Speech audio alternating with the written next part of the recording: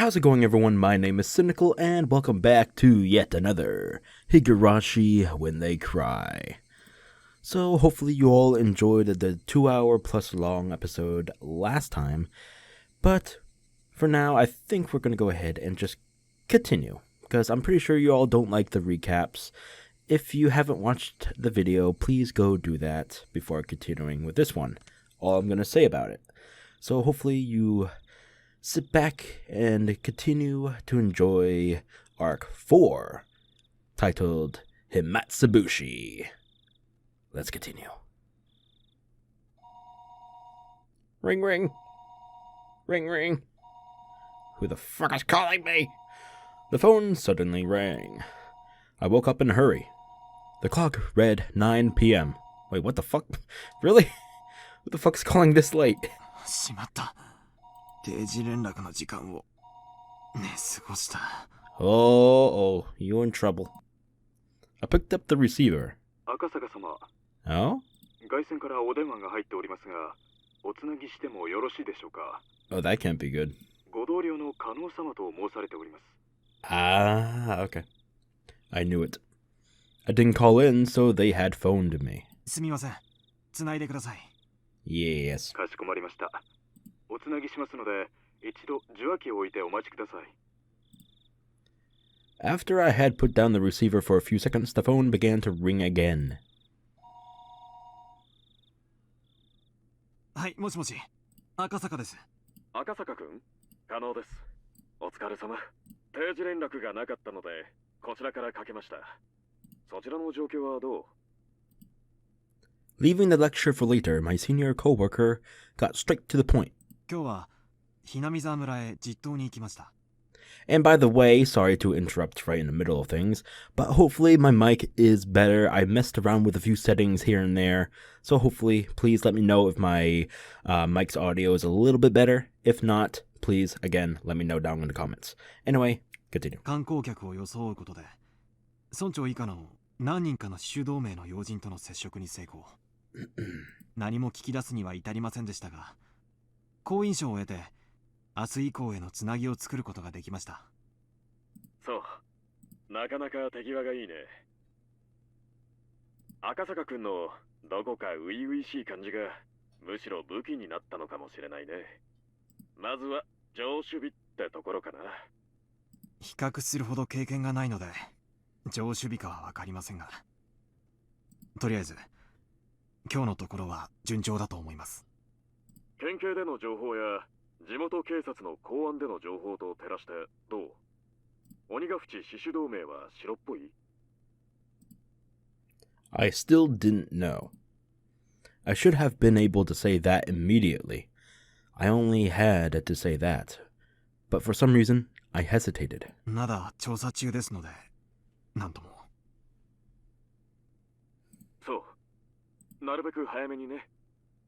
分かってると思うけど、今夜が終われば、誘拐から丸4日が経過する。Right. いつが時間切れという明白な区切りはないけど、時間の経過は確実に我々の状況を不利にしていく。それは分かってるよね。ええ、分かっています。迅速に。だけれど、細心の注意で調査を続けます。うん。くれぐれも気をつけてね。相手は暴力主義団体なんだから。油断すれば危険もあり得るからね。危険が迫ったらすぐに連絡を。その場合は地元公安に応援体制を入れられるようにするからね。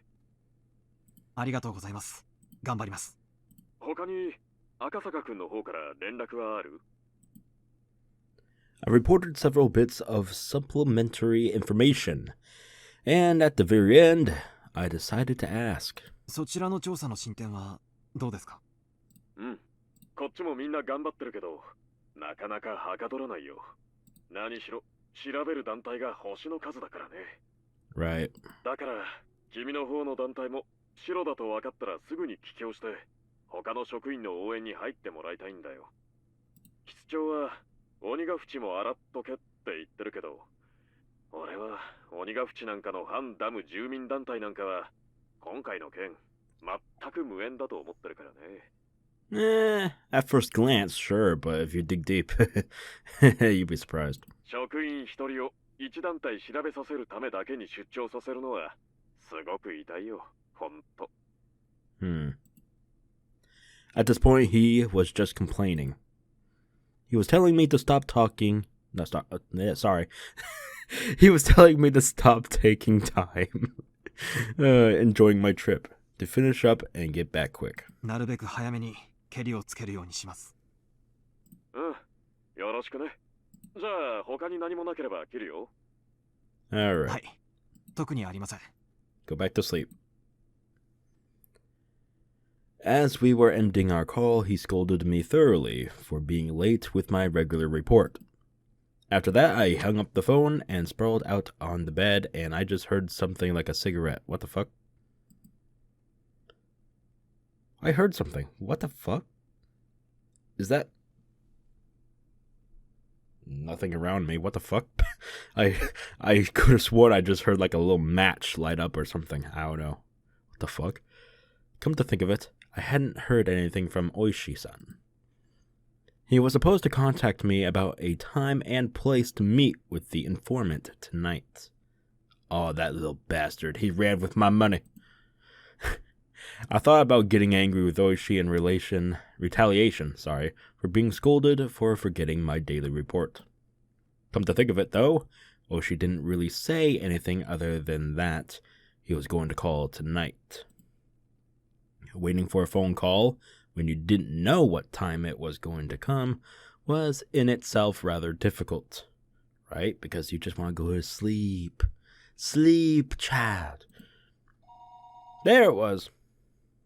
Just when I thought that, the phone rang. I picked up the receiver in a hurry. もしもし。これはびっくりしました。赤坂さん、あなた受話器取るの早いですね。Well, I was waiting for your call. God damn it. 警官辞めても大企業の営業で十分飯が食えますよ。まだ警官辞めた後のことなんか考えたこともありません。Something seedy. What the fuck? Who uses that particular word? What the fuck? そこまで過剰に反応されると面白いな。Oh, we are in the 70s. しかしいけないな。因果な商売ですし、今から考えても遅くないですよ。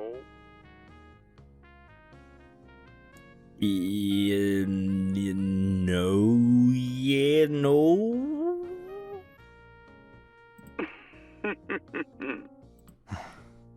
遠慮いたしますので、本題に入ってください、大石さん。Learn to have some fun. そうですか。Son of a bitch. それは残念です。じゃあ老後の話は次の機会にでも。Yes, next time. Wink. では本題に。Oh, shit. Many of the executives in the Onagafuchi Defense Alliance had a lot of sway in the neighboring regions. Even in Okonomiya, there were a lot of people with relations in the village. That's why meeting in the Shishapone Market District, far from Okonomiya, was a matter of course. Oh shit, what the fuck? So we're going to this market district place? My hand is bothering me. Ow, fuck. I think I twisted my wrist. Fuck, it hurts. 北口からの方が遠回りだけど道は分かりやすかったかもしれませんね。いえ、遅れて申し訳ありませんでした。夕飯はもう食べちゃいました？ Yes. ええ、済ませてあります。じゃあ、お酒の飲めるお店に行きましょうか。Gladly. 洋酒派？日本酒派？女の子のいる店といない店はどっちがいいですかね？お構いなく、勤務中は飲みませんので。Hearing that, the man that Oishi had brought along bent backwards, as he guffawed, clapping Oishi on the shoulder. ねえ、初々しい人でしょ？ Well, I'm sorry, I'm in enemy territory, alright? I gotta be sober. Or else you all tried and drug me or something else, alright? その分ちょっぴりサービスしてあげてくださいよ。あのお金は全部彼のお財布から出てるんですからね。The man that Toshi had brought seemed almost like a ticket scalper or a bookie. Even his appearance was dubious. The informant grinned deviously. おい坊主、お前旦那にいくら渡した？だいぶ途中でつまみ食いされてんぞ。Go fuck yourself. 大石氏への仲介手数料も含めていますから、それも含んだ上です。It seemed that the informant had expected a more extravagant reaction on my part. When I responded matter-of-factly, he realized that I was an entirely different type of person than he was. But rather than putting a distance between us, it seemed that I had piqued his interest. だから言ったでしょ。真面目な人なんです。でもね、赤坂さん。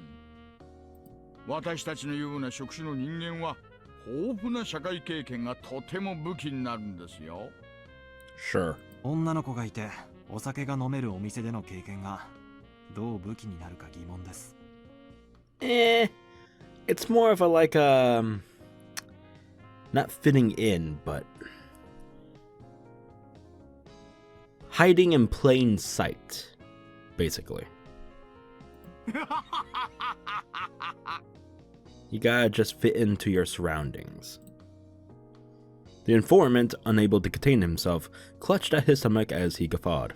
Again with that word, weird. Heedless of the people watching. Yeah, もう。Lottie, what the fuck?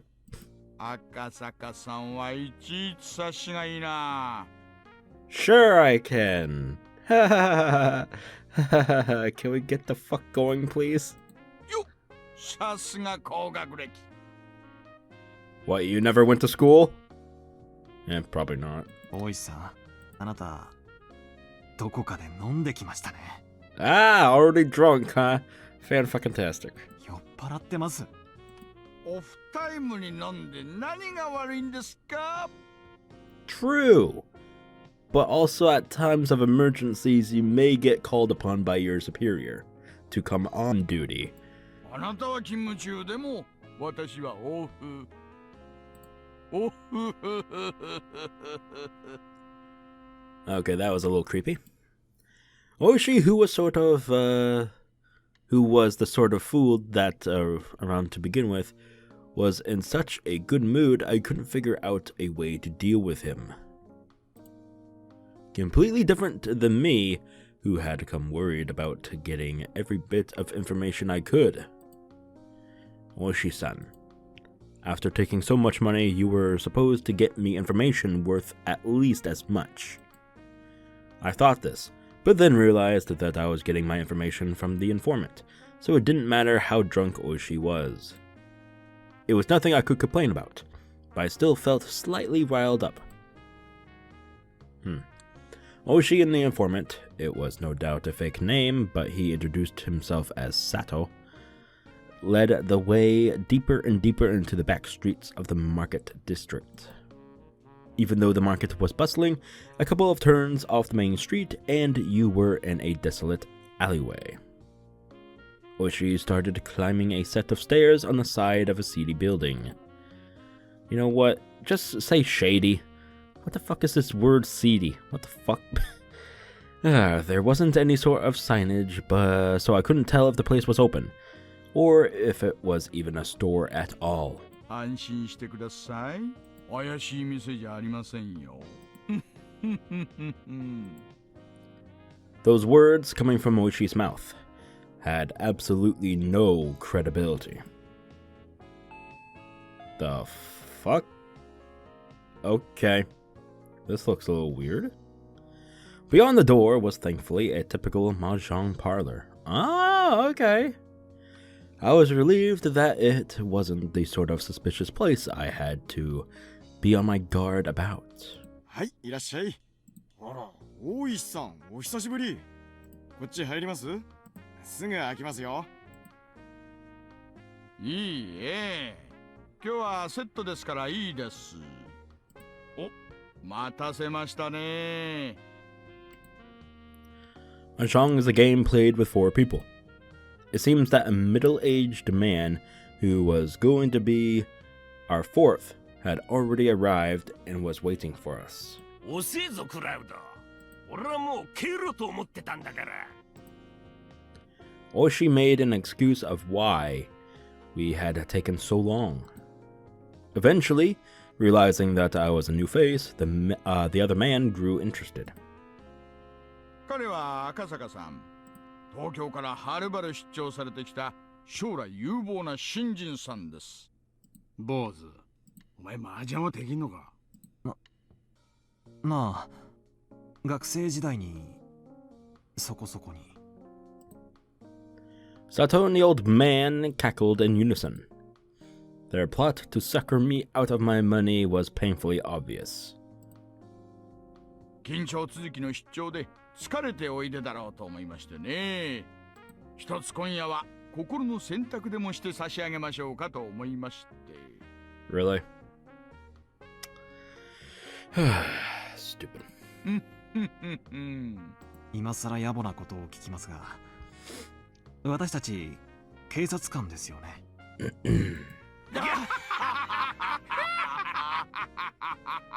まあそれはいい子なしで。なに、実際にはかけるわけじゃありませんよ。この後いいお店に遊びに行くときに誰が全員分を払うのか決めるだけですって。遊びに行く？どんな店に遊びに行くんですか？ Without reservation, 3 of them started suggesting places like cabarets, high-class clubs, and even brothels. Oh goddamn. At the very least, they were the type of places that you couldn't go to with money that was just for funsies. 私のお金は先日、大石さんに根こそぎ預けて支払いは不可能ですし。じゃあ、Sorry. 坊主が勝てばいいじゃねえかよ。If you couldn't read what he said, well, I interrupted him, but that's what he said. Then all you have to do is win. Yeah, gotcha. おめえが勝ったら、この雀荘の支払いはなしで、クラウドに仕事の話でも何でもすればいい。Uh-huh. No matter what happened, it seemed like they were intent on playing Mahjong for free. I would have to fasten my resolve a bit. If I was going to be underestimated like this forever, it was going to get in the way of my work. わかりました。では、少しだけお付き合いします。私が勝ったら、アフターの遊びは一切なしで、すぐに仕事の話に入ってもらいますからね。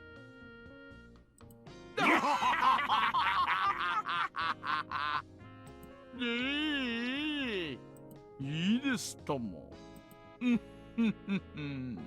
俺が勝ったら、フラワーのブルーマーメイドに直行だからね。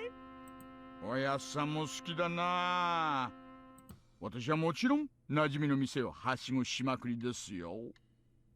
あっけみちゃん。佐藤さんはどうします？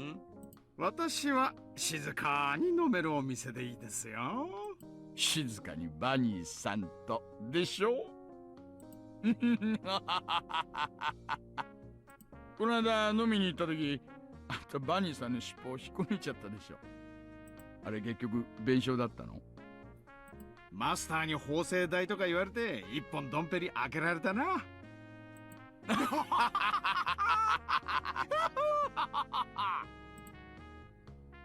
What a lively table this was. Yeah. Damn. I could tell the other customers were glaring at us while we loudly continued our crude conversation.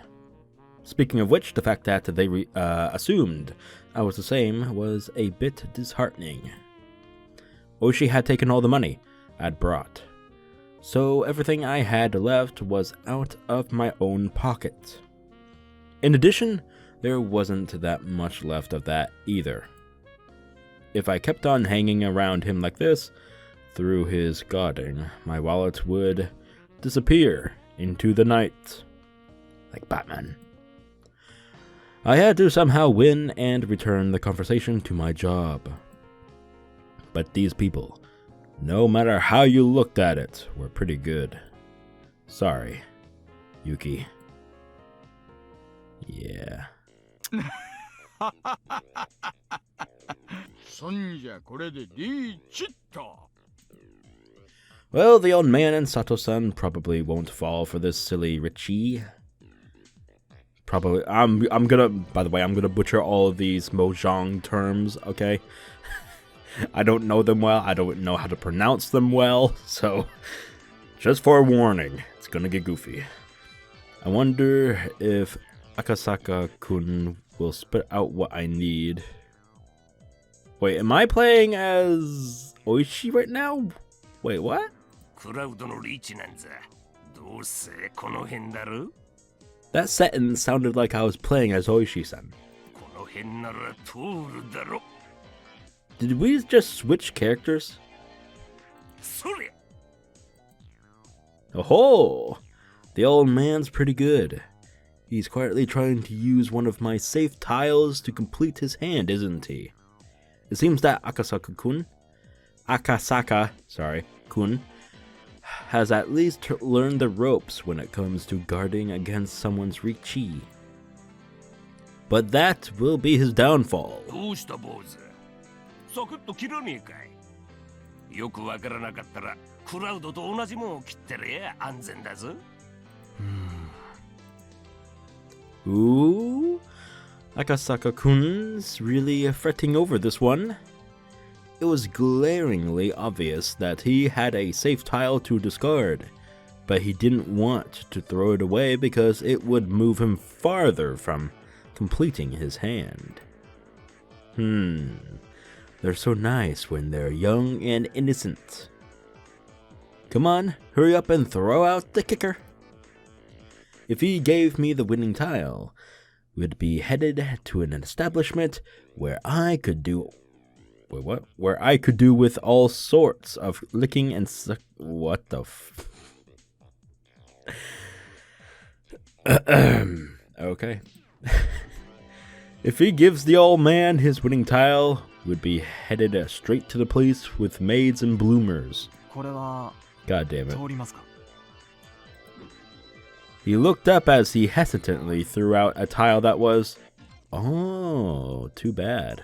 おいおい危ねえパイだぞクラウド通るのかいい通りますよ。 It seems this time you were lucky. But as long as the round kept going, I could still win off the draw.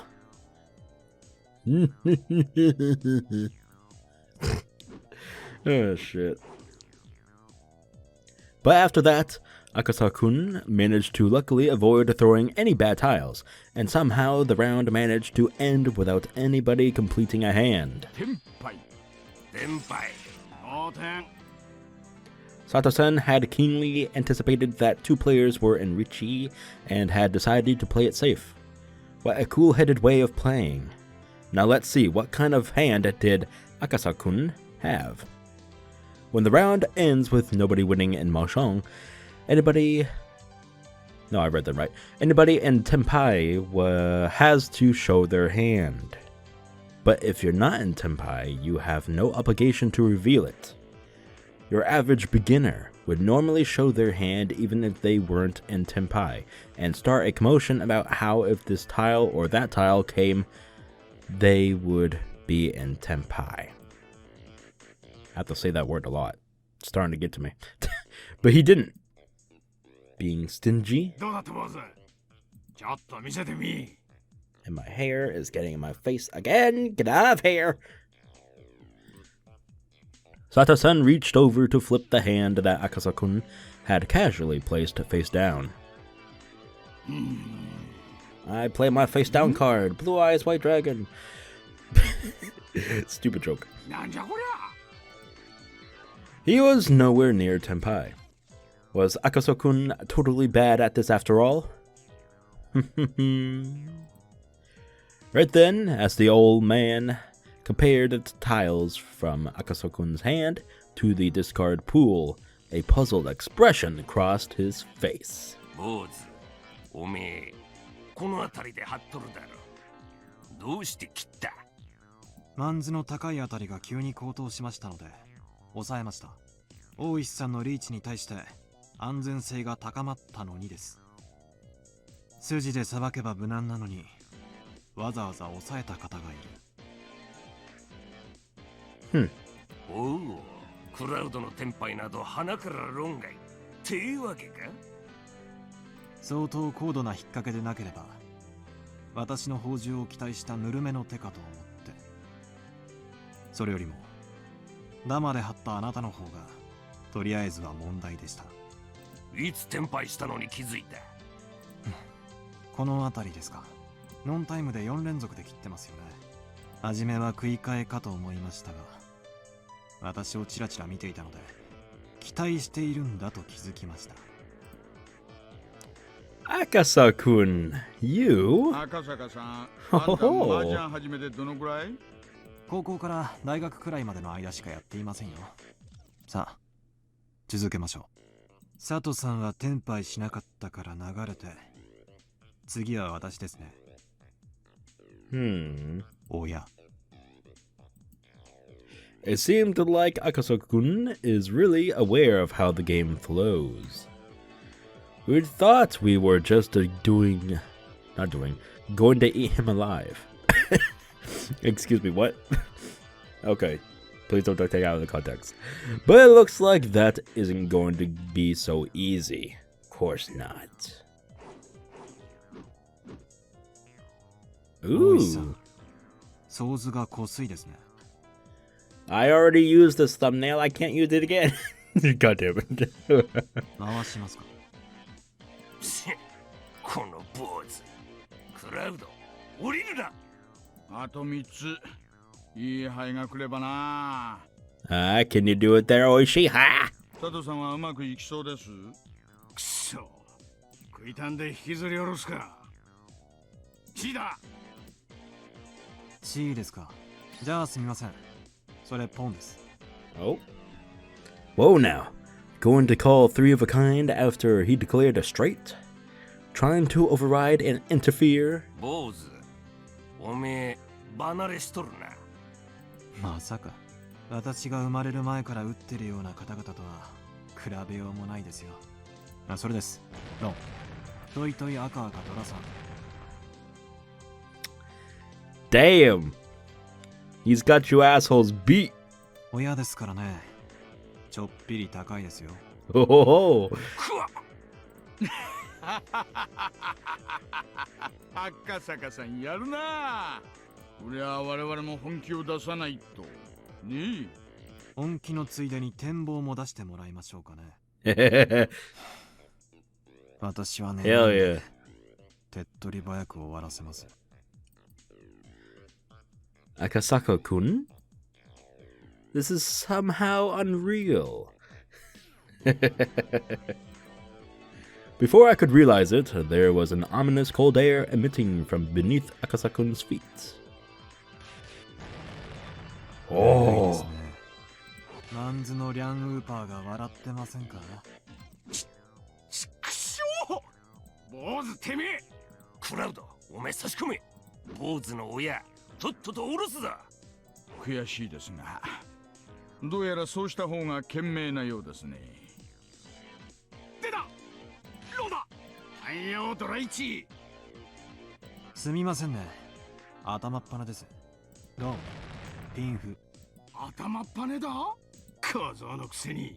小僧が相手だとバカバカしくて手を緩むってわけです。Oh my god, he is a fucking savage. I love it. じゃああんた、その小僧いいかってわけですね。Oh. What? 面白いな。Oh shit. あんたら連中は決まって小僧だ坊主だって言うよ。Brat and boy. Boy. Boar. 赤坂くん？ Yes, boar. 赤坂くんですよね。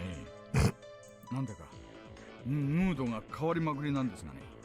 Sometimes another person takes over when we're playing Mahjong. Another Yu-Gi-Oh reference. I love it. This is hilarious. 今晩はいいお酒を飲むおつもりだったんでしょうが。どうやら皆さんの当ては外れそうです。And this is in my way. There we go. 単品3色赤1ドラ1。おお、張ってやがったか。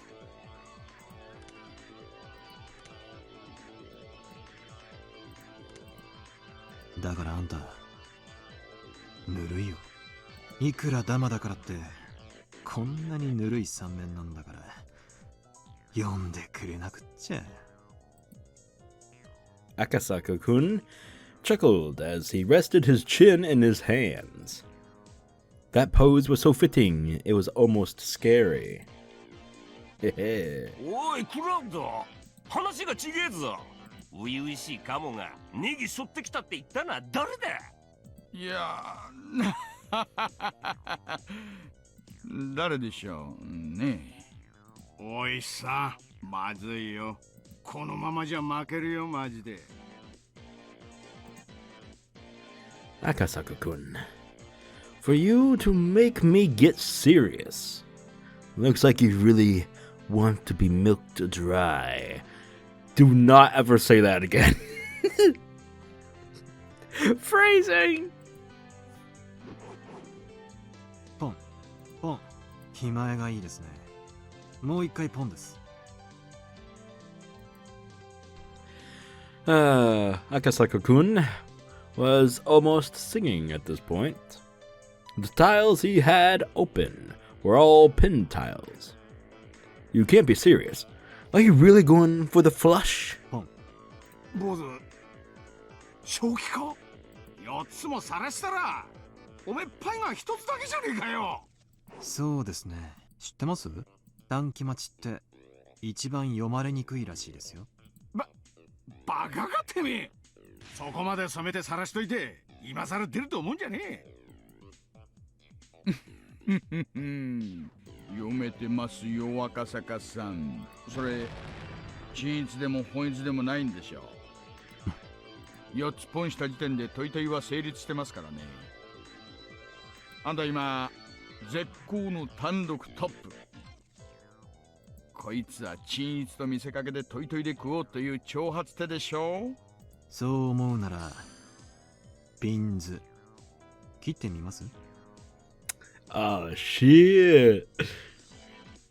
大石さんの肺の左5つ。さっきから切り損ねてるピンズですよね。それを端から順に切ってみたらいいんじゃないですか？ You must be joking. Is he a Mahjong god? If not, he had to be the main character of a manga or something. Close enough. Son of a bitch, I hate you. God damn it. My god, the game is growing a conscience. It's becoming sentient. At that moment, the old man sent me a sign under the table. The message was simple and clear. やれ、叩き潰せ。こんな若い子に様は好きじゃないんですがね。あう、ここまで舐められて今さら引けるか。Excuse me? I was disrespected first. Remember, motherfuckers? もう知りませんよ。Oh shit. ではどうぞ。If you're gonna treat me like a little child, I'm gonna treat you all like little children, motherfucker. I'll slap you all. That wasn't. Wait. Yeah, that was supposed to be red, but it didn't. What the hell? Well, I'm not responsible for what happens, you know. Go ahead, okay. リーチだ。オープンで行くぞ。ピンズの一数値待ちだ。Most likely, the tile that Akasaka-kun was waiting for was one of those tiles. For this, Akasaka-kun was no longer capable of winning the hand. Oh? When I drew from the wall, I switched out the tile that Akasaka-kun would draw. The tile that I put in was the one pin. one of the tiles that the old man was waiting on. Akasaka-kun discarded it a little while ago, so there was no threat of it being the one he needed. Just to clear, I have no idea about this side of Mahjong, so I'm very fucking confused. But I'm reading as best as I can. Oh shit. I knew he was troubled that the tile he drew was the one pin. Of course, he couldn't discard it. 坊主、分かってると思うが、オープンリーチに振り込んだら100万払いだぜ。言われるまでもありませんよ。The tile that came from Akasaka-kun's hand was an honor tile. Whew, ain't that something? There's only one north window tile left, isn't there? You were counting on a really rough wait, weren't you? But with this, Akasaka-kun's fate was decided. カズ、命拾いしたな。だが、手配は1名だ。逃げきれなくなることもあるんじゃねえのかOh やっ shit. ぱりそういうことか。Oh shit. Oh shit. Oh shit. Backhand time. Backhand time. Fucking. I'll stop. I'm sorry. Akasaka-kun glared at the old man with a discerning eye. This guy had pretty good instincts. Did he figure out we were cheating? やめましょうよ、やっさん。 Ooh. 赤坂君の方が2、3枚は上手です。 Yeah, whisper. It's not like we're all at the same fucking table, so I can't fucking hear you, you fucking idiots. 誰ここまで来てやめられるか。次行け、使わせちまえ。 What the fuck is this? This is so stupid. The next tile Akasaka-kun would draw was the 7-pin. With that, it would be settled. No matter which one he discarded, he'd play right into the old man's hand. Okay, that's bright. An unavoidable pullout. Full payout. What? You know what? I might be dyslexic. Oh, god damn it. I'm switching words. God damn it. When I play... Okay, you know what? I can't stop. I can't stop. I need a drink, okay? And I'm doing this live. Not really live, but I'm doing it live. Oh.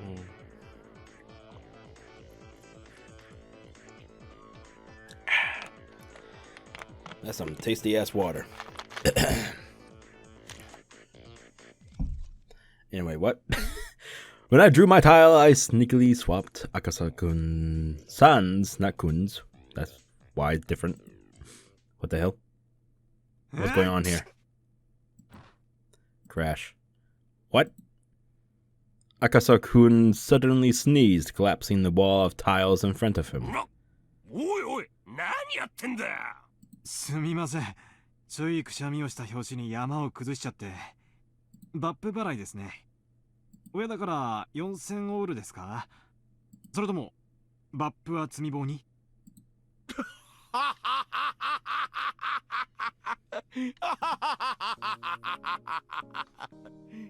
Unable to hold back, I guffawed.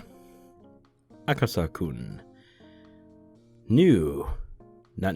knowing he was going to be cornered a second time and unable to escape, he took the drastic measure of knocking over his own wall. やるな、坊主。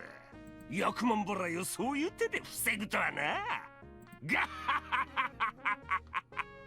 大石さんもそんな見え見えの積み込みは勘弁してください。 So wait, are we playing as Oishi-san now? I don't get it. It does seem like it, doesn't it? これが馬場なら今ので卓をひっくり返してたところですよ。Huh. いえ。すみません。あなたを侮っていましたよ。あなたどうしてお強いじゃないですか。正直に話さんかい。若い頃はだいぶ慣らしたんだろ。早稲田高田の馬場あたりでだいぶ遊ばせてもらいました。ちょっと勝ちまくりすぎて馴染みの店に出禁を食らいました。 Oh, come on. That's stupid. Really? It's not his fault he's so damn good. 今の家内にだいぶ怒られて足を洗ったんです。Ah. 勝ちまくりすぎて。あんた当時はどのくらいの勝率でやってたの？メンツにもよりましたが、歌舞伎町あたりで打つときはほぼ負けなしでした。 Ooh. 特に相手があれ系の人のときは命かかってましたからね。 Oh? 20 times? What kind of stakes were those? Did you have Yakuza on your table? Or pro baseball players? なんだなんだクラウド、このタク、お前どっからこんなプロ雀士みたいなの引っ張ってきたんだ。もうやめだやめ。ああもう坊主、おめえの勝ちだ。 Thank you. Now give me my fucking information so we can please leave. 降参降参。ありがとうございます。光栄です。いやいや、しかし赤坂さん、あんた打つと性格変わるね。 I'm the king of games, bitch. なんで就職なんかしたの？ Oh, shit. あんたならフリーで十分に飯食っていけるじゃない。プロ雀士には腕と月の両方が必要なんですよ。私には後者がありませんでしたから。好きなんてその時の運不運だろ。あんたほどの腕があれば十分にいけると思うがな。波の月じゃダメなんですよ。関したら3回に1回くらいはそのままカンドラが4つ乗ってここぞという時に狙ってリンシャンが引ける。そのくらいじゃないと。いや、赤坂君、そんなのが頻繁にできたらそれはもう超能力者ですよ。 My God. いえ、イカ様でも超能力でもなく、そのくらいの打ち手は結構いるんですよ。 Sure. 新宿で知り合った泣くたびにドラが乗りまくる雀士なんか鬼のように強かったですし、Uh-huh. 横浜で打ったプロなんかは当たり前のように一発で引き当ててましたからね。私にはああいう月がないんです。 What type of folks were those? They weren't named Ryu or Satoshi by any chance. というわけで総合トップは私でよろしいですね。へいへいへい、乾杯でございますよ。 Ah! うんうんうんうん。 How long was this whole session? I want to know. 43 fucking minutes. My God. Help. Send help. 負けた負けた。久しぶりに大負けだ。しかし打ってる時の坊主気合入ってたな。結構怖かったぜ。よく言われます。自分ではそんなに目つき変えてるつもりはないんですがね。そんなに怖い目になってましたか？ All three of them. The three of us nodded empathic. For some reason, I can't say fucking empathically in agreement. So that was Akasaka-kun, the Mahjong prodigy. Oh, god damn it. Really? Really? You're gonna give him that title? Really? Alright. Before he goes home from his assignment, maybe I could have him go play at high stakes table in my place. Really? You're gonna scrunch him up for money? Alright. But it's not good to get greedy. True. じゃあ仕方ないや。約束です。夜の学習会はこれでお開きにしましょう。申し訳ありませんね、おやっさん。 Sorry, fellas. 今夜はこれでお開きです。しゃあねえな。消えて寝るわ。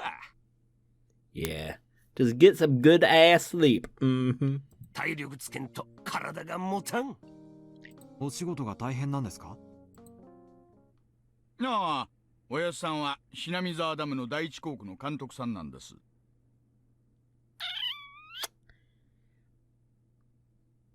Well, this got awkward. Oh, fuck. はい。住民とは連日小競り合いをしてますからね。しんどい商売ですよ。来年あたり第二航空も任されちまうかもしれねえな。黒田さん、血圧上がりまくりって聞いたしよ。Please don't mention that ever again. 身が持たねおやっさんなら大丈夫でしょう。あなた、見た目よりも面の皮厚めですしね。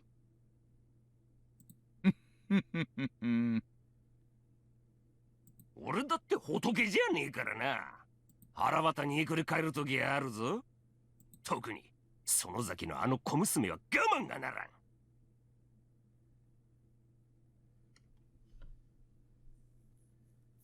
Wait, let me go back up.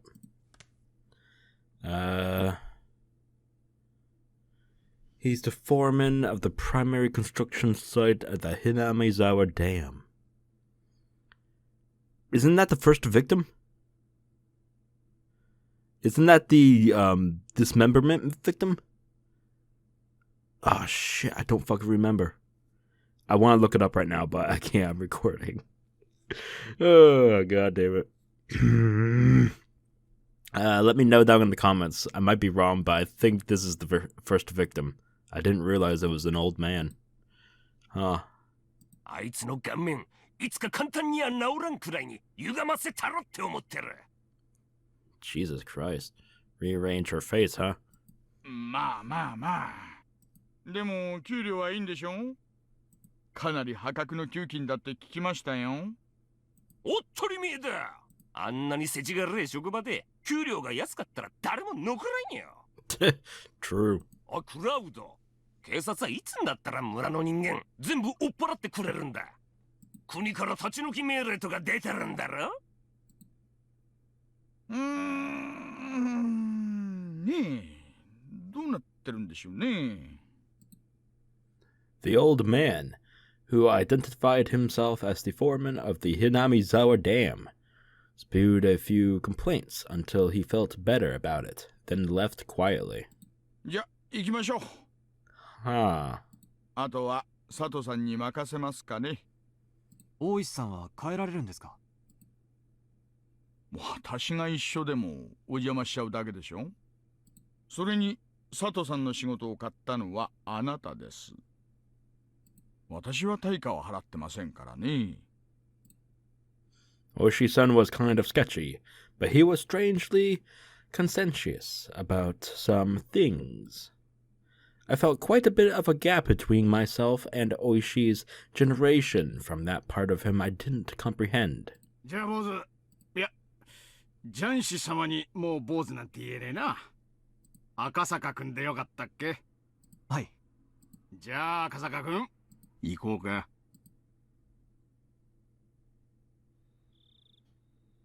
では赤坂さん、また何か困ったことがあったらいつでも頼りに来てくださいね。大石さんにお支払いできるような対価はもう持ってませんよ。んじゃ、今度の勝負で少し手加減してもらえたらチャラにしますよ。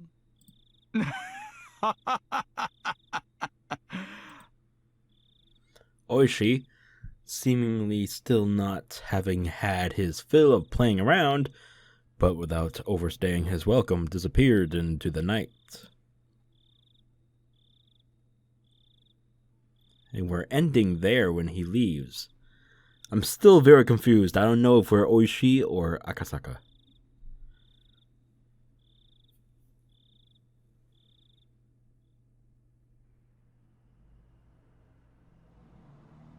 Okay, I guess we're Akasaka. The informant, named Sato-san, had me get into his car before he set off.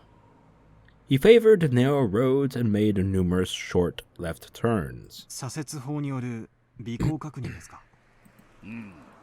詳しいな。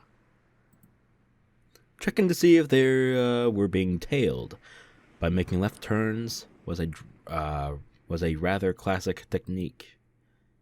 If it was just a single pursuer, you could confirm it that way.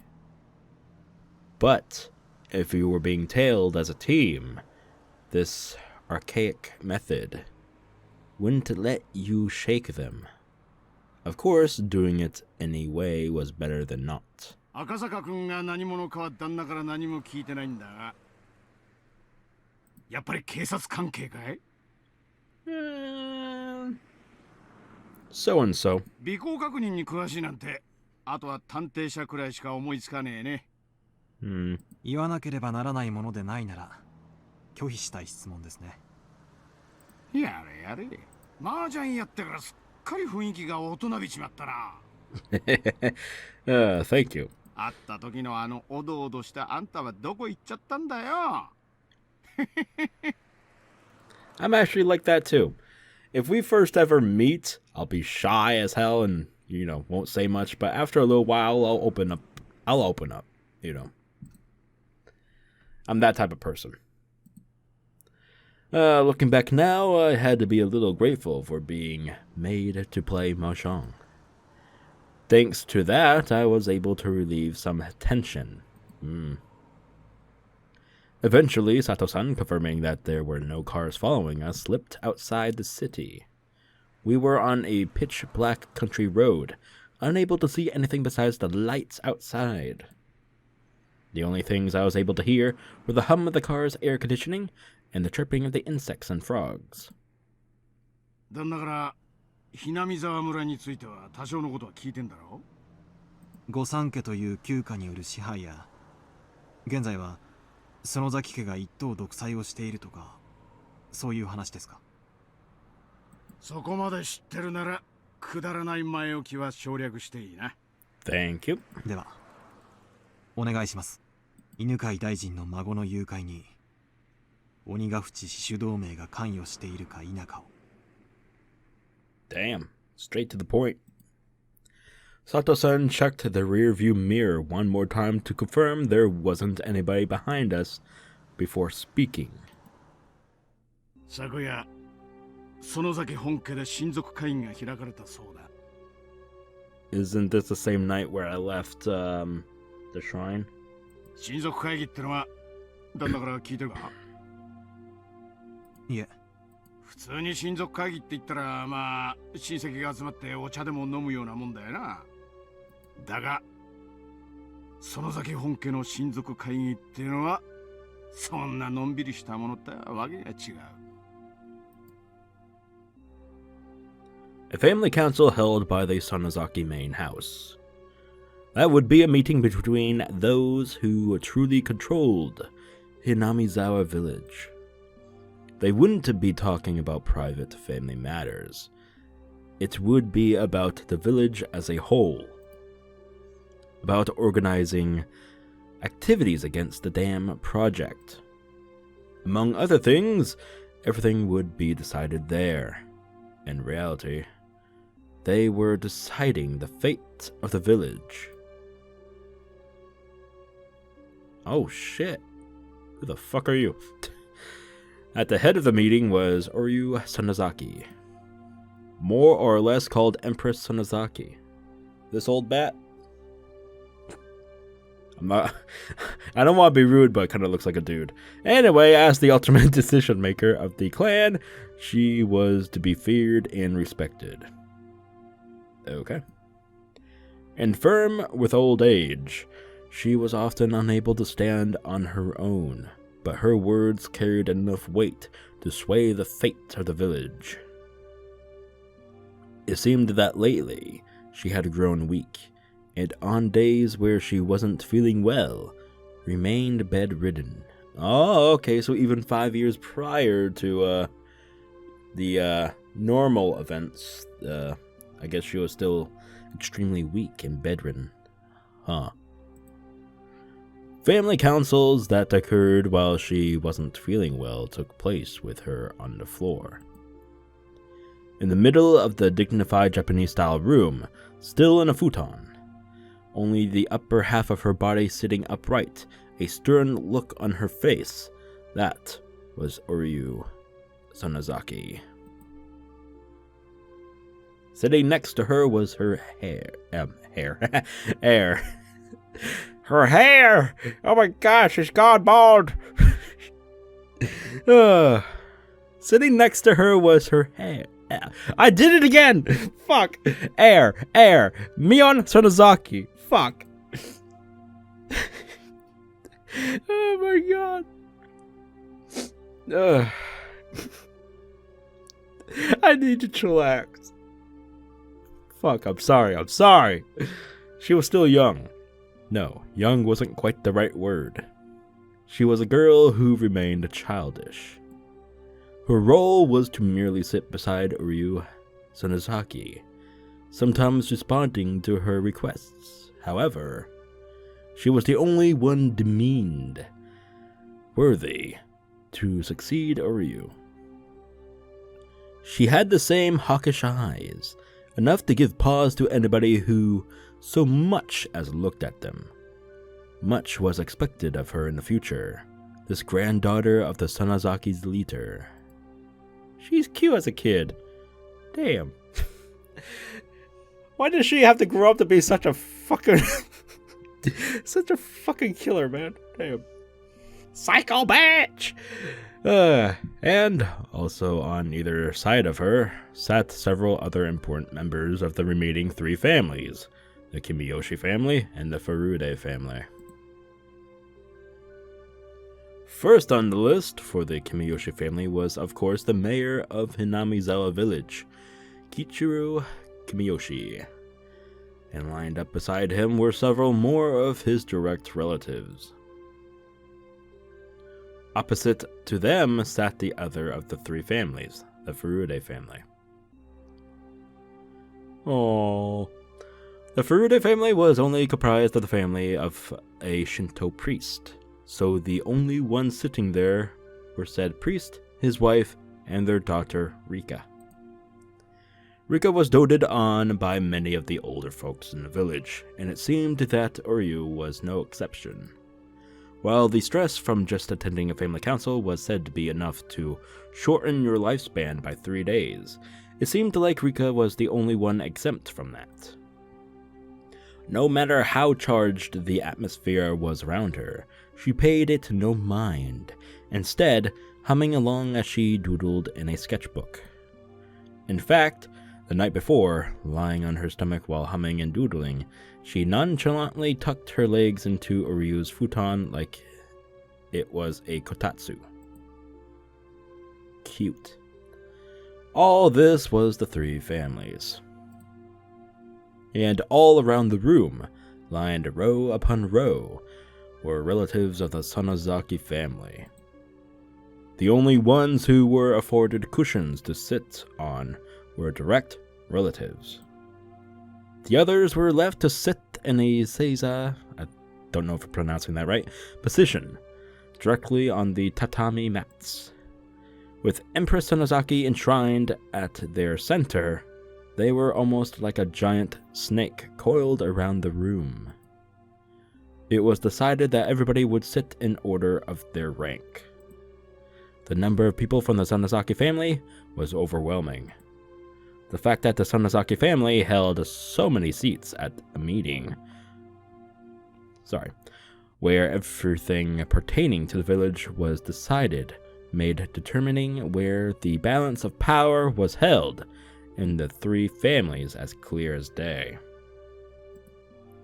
The number of members in attendance from each of the families directly reflected how much influence they had in ruling Hinamizawa. So basically, from higher to lower influence, it goes Sonozaki, Kimiyoshi, and then Furude. Great. その会議で何が話されたんですか? Sato-san, after remaining silent for a while, quietly began to speak.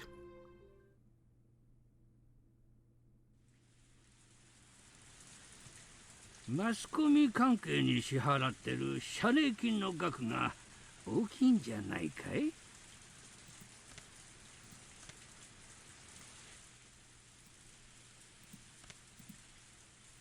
Breaking the long moment of silence was the head of the Kimiyoshi family, Keiichi Kimiyoshi. The Onigafuchi Defense Alliance wasn't a business. They were nothing more than a private organization pushing for the cancellation of the Hinamizawa Dam project, with no reliable source of income. fundraising had always been a problem. When they first started operating, they had managed to collect a sizable amount of funds through donations. But as the conflict dragged on, that amount was steadily declining. 石を投げるだけが全ての時代じゃないさ。マスコミの力も侮れないのは重々承知しているし、今後もその力を借りたいのは同じさ。The expressions of the people related to the Sonozaki family were sullen, as the one who suggested that they should borrow that power was the family head, Ryu Sonozaki. The battle wasn't just about force of arms. In this civilized age, there were civilized methods of fighting. Ryu suggested that, creating a strategy incorporating the mass media.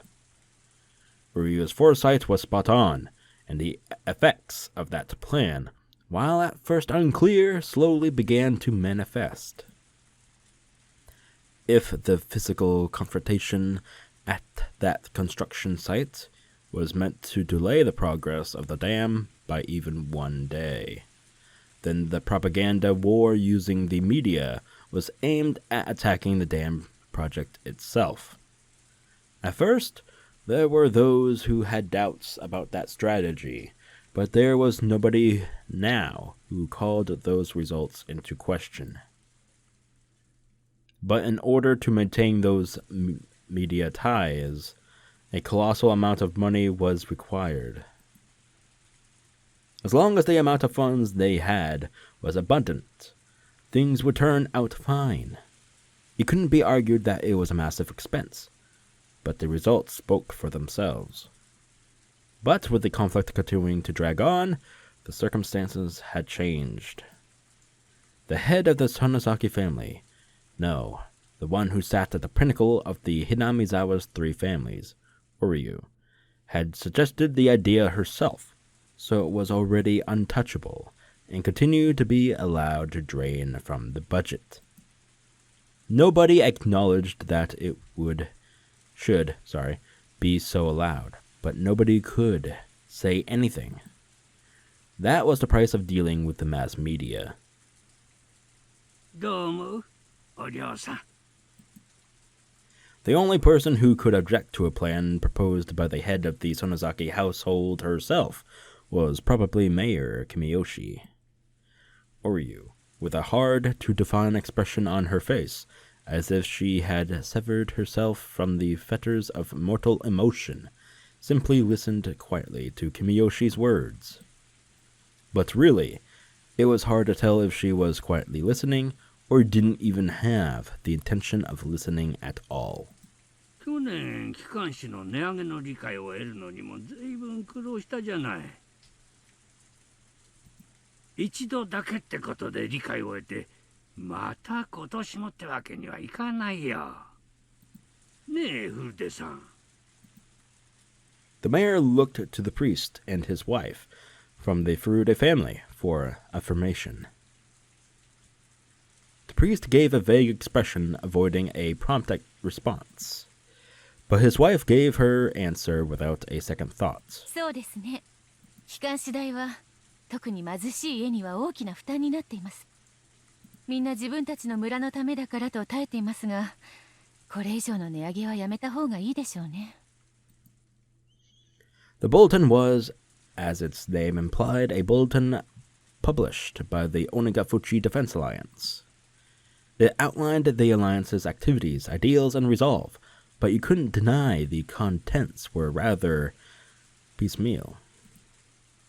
That bulletin's main goal wasn't to inform people, but rather was something to sell to businesses and people living in the village or connected to it, and using those sales to collect funds. In other words, it had become something of a tax. Of course, it didn't have to be said that this was one of the main sources of income for the Onigafuchi Defense Alliance. Originally, purchase was supposed to be voluntary, but in Hinamizawa it had silently become the opposite.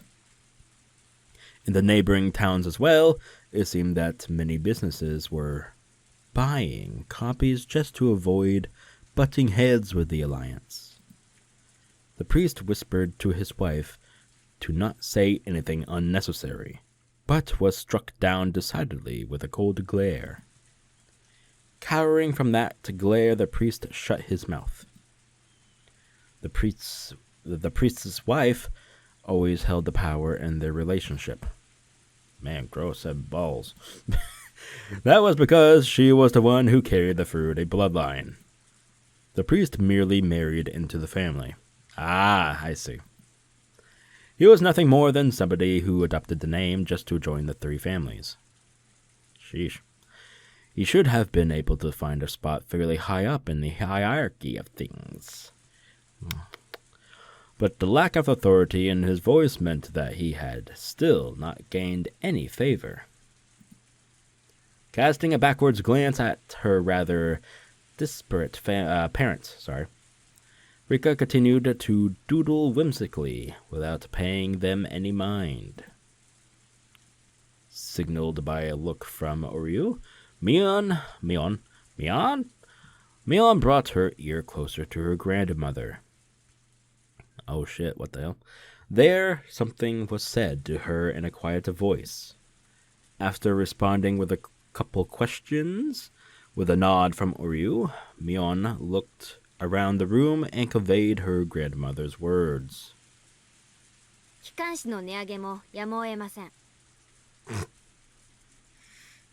Really? Couldn't alter her voice a little bit?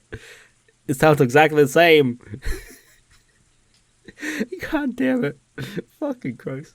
Alright, fine. Fine!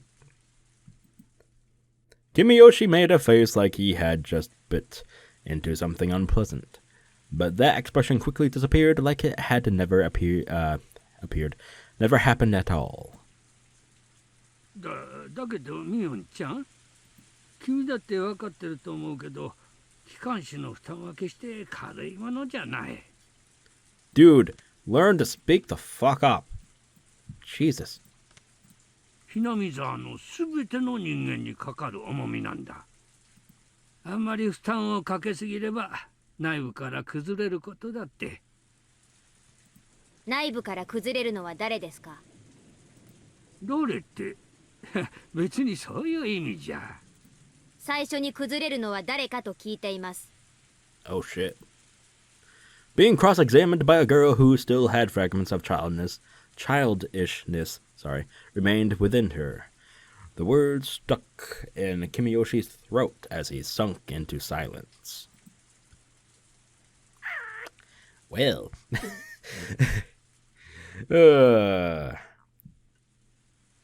Mion repeated her question once more, looking around the crowded room. Everybody refrained from making eye contact to avoid being pierced by her gaze. The words she had spoken were unarguably said in proxy for Oryu. That's why when Mion spoke them, they carried the same weight. But the look in her eyes was different. Like Oryu's, they had a hawkish gaze, strong enough that anybody looking upon them would freeze in their tracks and yield. But that gaze was without question one that belonged to Mion herself.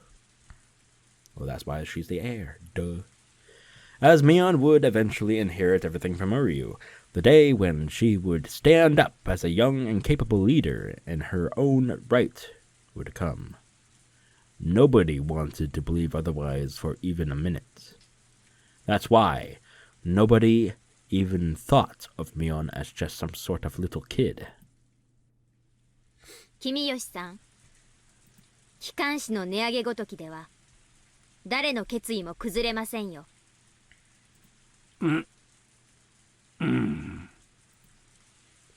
Kimiyoshi, while grumbling a little bit, made a gesture as if to say he had no objection.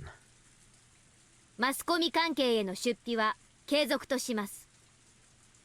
その出費がさらに圧迫となるようなら、機関士の値上げもやむを得ない。Mion had rendered her judgment. Everybody bowed their heads silently, listening to her words. 園崎家当主代行園崎美音です。我が名において以上決定し、決定の効力は即日発行されるものとします。異議はこれを認めず、抵抗ある場合は実力をもって排除します。The formal decree was read aloud, indicating her judgment. Oh my god, I can't say words. There was no trial. But there was a certain authority behind those words that even a courthouse couldn't compare to. If she was a judge, she would have banged her gavel, signaling the matter was settled. Mion pulled out a large bell from inside her clothes and rang it. Oh shit. We've heard that before. Don't remember when, but everybody present could only prostrate themselves before the harsh sound of the bell. なんとも大時代的な親族会議ですね。あんたみたいな若いもんにはちょっと信じられないだろうけどね。こういう古い土地にはこんなのが未だ根強く残ってるもんさ。So they're having financial trouble. So I guess that means they wouldn't have the funds to carry out a kidnapping mission. And there was no relayed message of that. It was exactly as Oishi had said. The old system of the three families had vanished, and now the Sonozaki family was running things by themselves. On top of that, their rule was borderline despotic. 会議はそれで終わりですか？いや、まだ続く。Oh, okay. 先を続けるよ。Please go ahead. Alright, so there's more. Eventually, after the ring of the bell ceased, there was a deafening silence. Within all of that, a lone man shuffled closer to Mion and whispered something in her ear. Mion asked several questions quietly in response. When she was satisfied, she motioned for the man to leave. The man who talked to Mion was a member of the gang that her father was the leader of. The Yakuza, I believe it was, right? Something like that. That organization had the entire area of Shishibone City under its control, so it was quite well known even here. Of course, this was talking about the criminal underworld, so it's not like just anybody would know. But just showing a patch with the gang symbol on it was enough to resolve any disputes in the neighborhood. Mion's biological father, to Oryu, was her daughter's husband. The power of that man's gang was the driving force that controlled the dark underbelly of the Onagafuchi Defense Alliance. And so that man, from his position as the next in line to control the three families, continued to coerce everybody around him with this unconventional presence. Mion exchanged a look with her father. Was it okay for her to tell what she just heard directly to Oryu? It looked like she was asking him that question. Her father gently but firmly nodded his response. Mion also nodded, then sidled up by Oryu and informed her of something. Eventually, Mion finished conveying her message, separated herself from Oryu, and fixed her poster, waiting for Oryu to signal her response. It wasn't often that Oryu showed any emotion. That's why, when she started to laugh quietly, a vague sense of uneasiness crept over everybody in the room.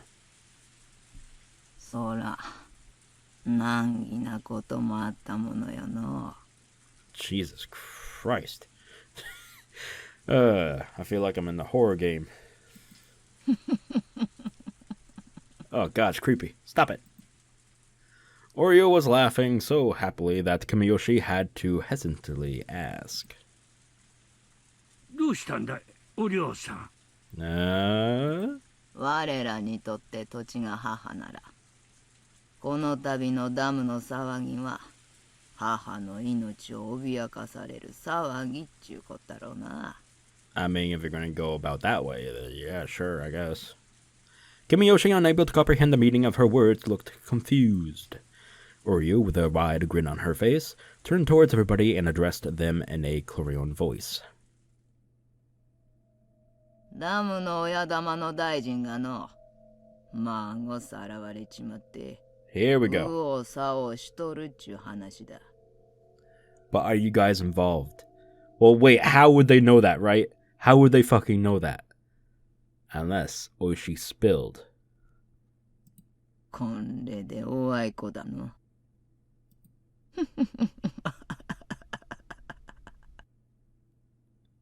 So they are involved. That makes us even. Information on the kidnapping of ministers Inoge's. I don't know how to pronounce the damn name. Inoge's?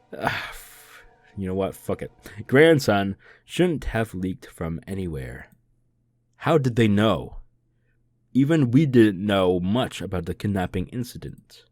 Exactly how did an antiquated household so far away from Tokyo come to know of it? Well, 1, Oishi leaked, or 2, they did the deed. It was a tranquil place, but I couldn't help but have an uneasy feeling about Hinamizawa village. At some point, I had mentally filed this place away as unrelated to the incident at hand. That mental paperwork had just blown away in the wind.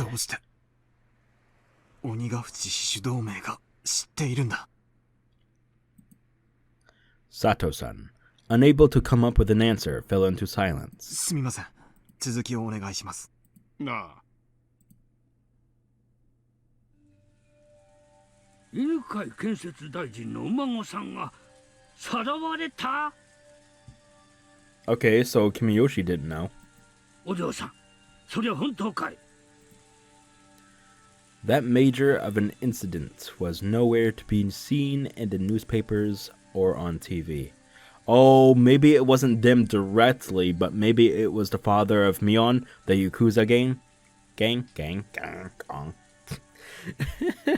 Maybe it was the mafia. So it was them indirectly. Okay. But in Hinamizawa, there was nothing strange about Oryu knowing something that the rest of the world didn't. 我らの痛みは母を失う痛みじゃの。それに値するとは思わんが、孫を失う痛み。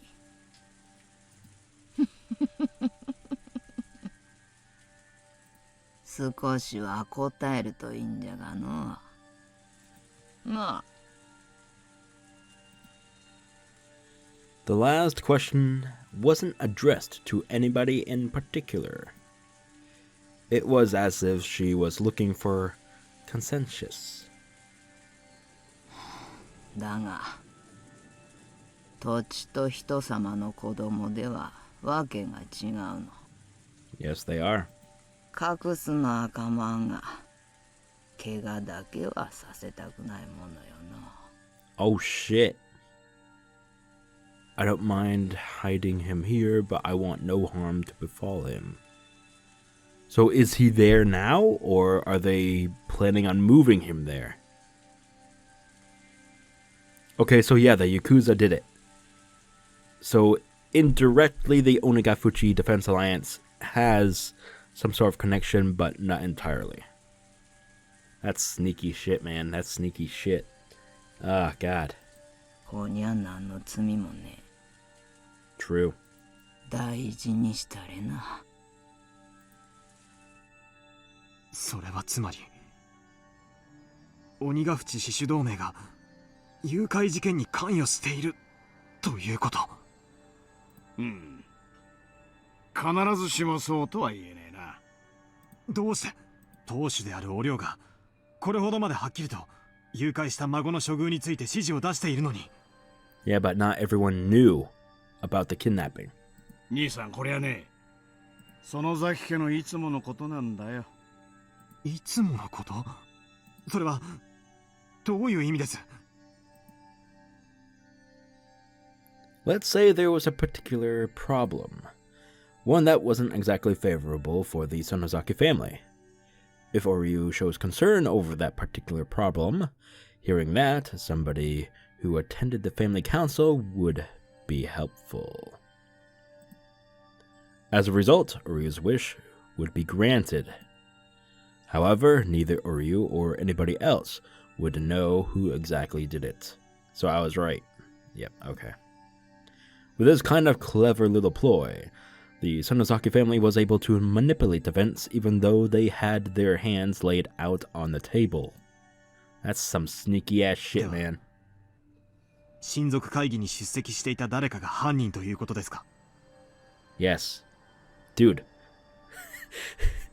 If you look at the story and have listened, you would have seen that the man related to Mion's father talked to Mion, whispered something in the ear, and then Mion looked at the father for a nod of approval to talk to Uryu, and then Mion talked to Uryu. So again, who's the ringleader in this kidnapping? The father. The father of Mion, for fuck's sake. あるいはそもそも犯人なんかいない可能性だってあるよな。How? Oh, shut the fuck up. 俺自身、その万座の一同の中に誘拐犯がいるって確信を持ってるわけじゃない。Oh, so I guess God created kidnappers himself and just, whoopsie, I'm gonna take you down like this kid for no fucking reason. Shit like that don't happen, okay? There's gotta be a culprit. ただ、自分の意見を述べただけさ。True, but she just learned of the facts, alright? If you look at it closely and you're not an idiot, you would know. Unless I am an idiot, but I doubt that. 70-30. Highly doubt that. Oh, shit. It was an odd and unpleasantly secretive way of doing things. Were they involved or weren't they? Indirectly, they are. I couldn't see beyond the veil. This much, however, I could say with certainty. This kidnapping was an ironclad secret, yes. No matter how high a position somebody was in, even they wouldn't know about it. If there was somebody who would know about it, they would be connected to public safety. In other words, one of us. The only other options were people connected to the case itself, including the minister. There would be people affected by the incident, or the people that committed it. In any case, there was no way an old household in a place removed from Tokyo by over 6 hours of highway travel should know about it. Them knowing at all was already strange. My suspicions began to accumulate, like falling snow. 孫の誘拐についてお涼が述べたのはここまでだ。あんたの知りたかったことが含まれてりゃいいんだがな。あとは兄ちゃんの仕事だな。何のお仕事やってるか知らんけど、園崎家を相手にするなら相当の覚悟でやっとけよ。大石の旦那は怖いもの知らずだけどな。あれでも2、3回は襲われてる。最近は来てないけど、一時はオフの時も防塵ベストを着込んでたんだよな。ええ、忠告ありがとうございます。気をつけることにします。標準語が流暢だよな。兄さんは東京とかの人？え？それが何か？ Investigators were always close to danger. It was best not to divulge any information on myself. 兄さんのお仕事だけどさ、ひょっとして警視庁の公安部の人ってことある？ Are we about to get killed? Oh no.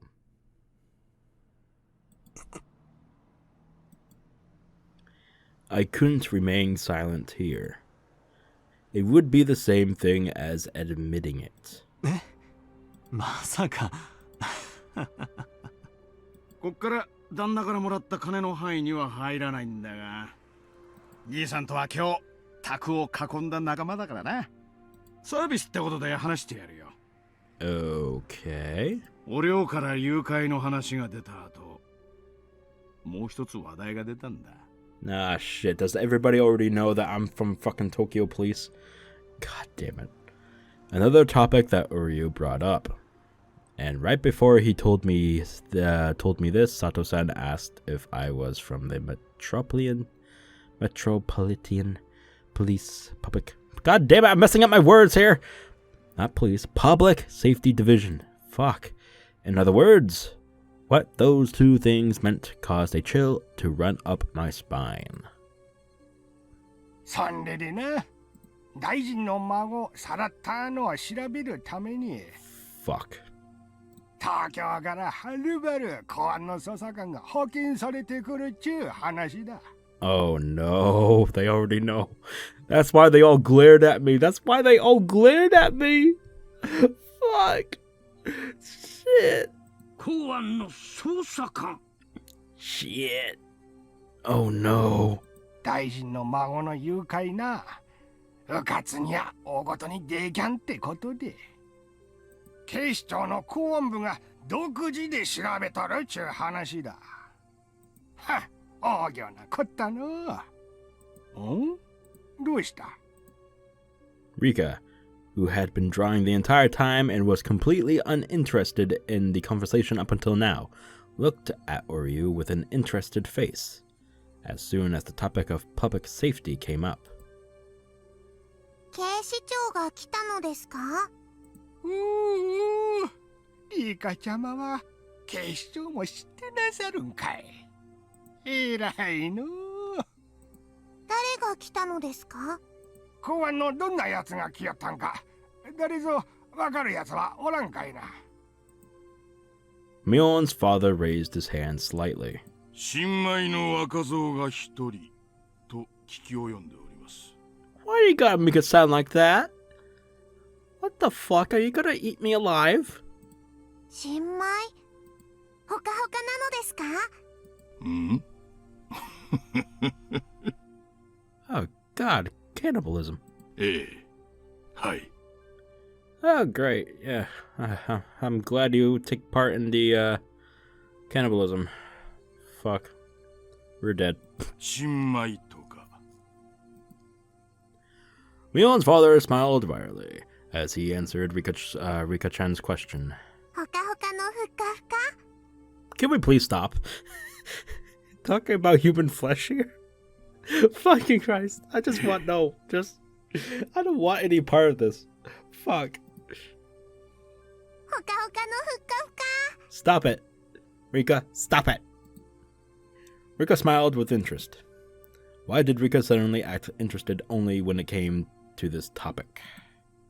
That was a question that apparently nobody had the answer to. リカちゃまはその男のこと何か知っているのかいな？ Okay, wait, was this the night prior to me meeting with Rika? Or was this the same night as meeting with Rika? I'm a little bit confused about the date of this whole meeting happening. Shit.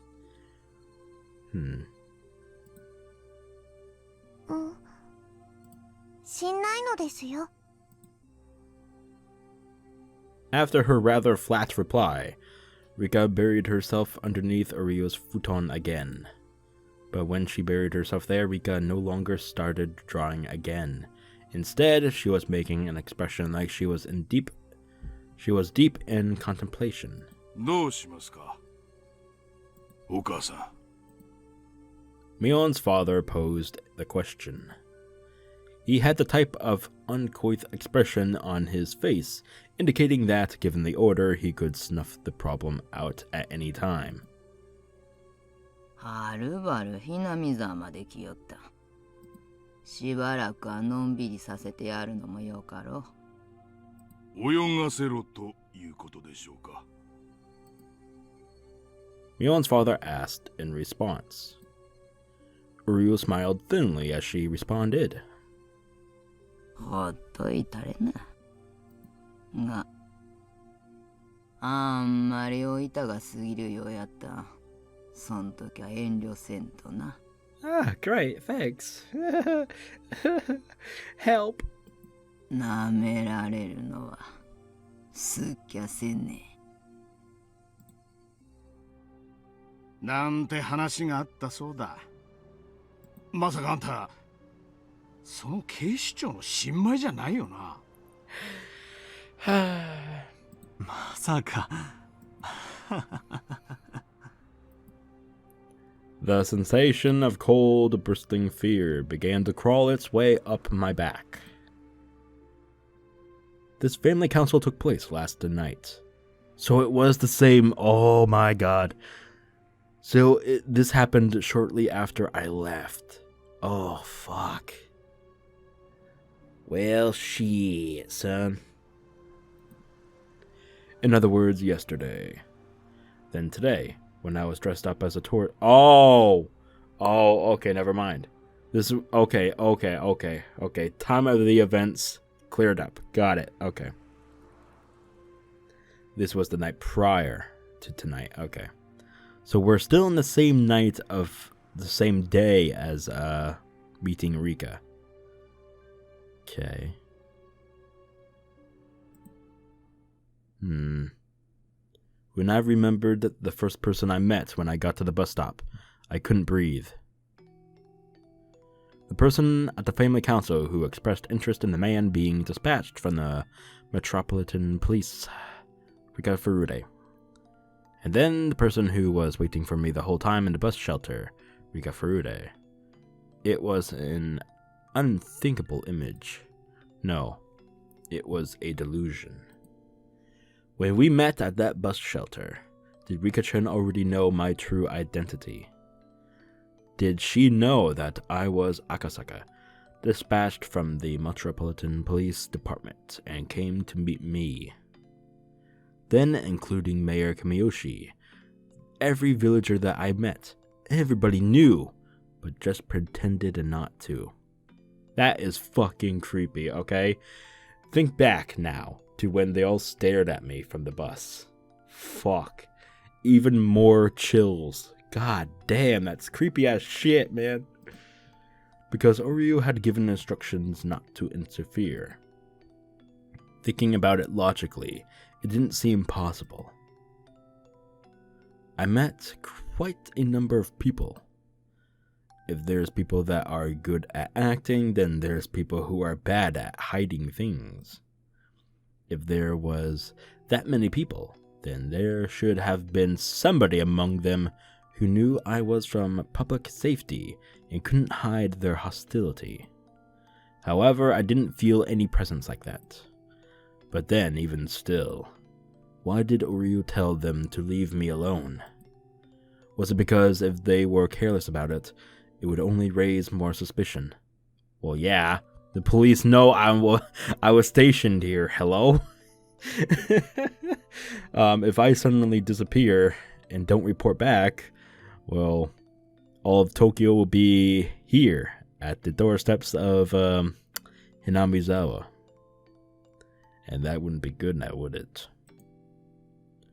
Or was it because they believed a rookie like me wouldn't be able to find anything? Look at that evil little grin. Akasaka is a coward. I recalled that strange voice, which could only make me believe that Rika-chan had been possessed. That unknown entity, no matter how you looked at it, knew my true identity from the get-go. And then, how did it warn me again? That's right. It warned me to hurry up and go back to Tokyo. Instead of the realistic worry that the Onagafuchi Defense Alliance had discovered my identity, the absurd worry brought on by the unknown girl stuck with me more. What exactly was that girl? What was the thing I would eventually regret? That mysterious girl, Rika Furude. Let's stop this. Everything I was thinking of right now was merely conjecture. Tomorrow, the first thing in the morning, I'll report everything I heard right now to HQ and await further orders. There was no mistaking that the possibility the Onagafuchi Defense Alliance was related to this case was there. and that the fact that my cover was blown meant I was in a precarious position.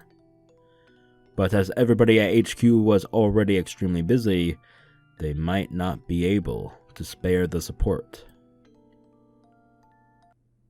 もういいかい？よければ好きなところまで送るよ。あ、すみません。では、お会いした元の駅までお願いします。A rural road where even a street light was rare. I couldn't see anything. I wasn't aware of anything but the asphalt that was lit up by the headlights. Outside of that light, was it simply darkness? Or was there something lurking there, waiting to strike? The people! I had to think I drew the short straw here. I wanted to go back to Tokyo. For some reason, the voice of the girl warning me to go back to Tokyo still lingered in my head. This the end? Yeah, I guess it is. Alright. Cool! Alright. So, actually a bit creepy here. Nice. What's in the box? What do you mean? Wait, what? What do you mean? What do you mean what's in the box? Help! Send help! Okay, how long have I been recording for? An hour and 30? Oh, God. Alright, I'm going to go ahead and save real quick. And then we are going to continue. So let's do it.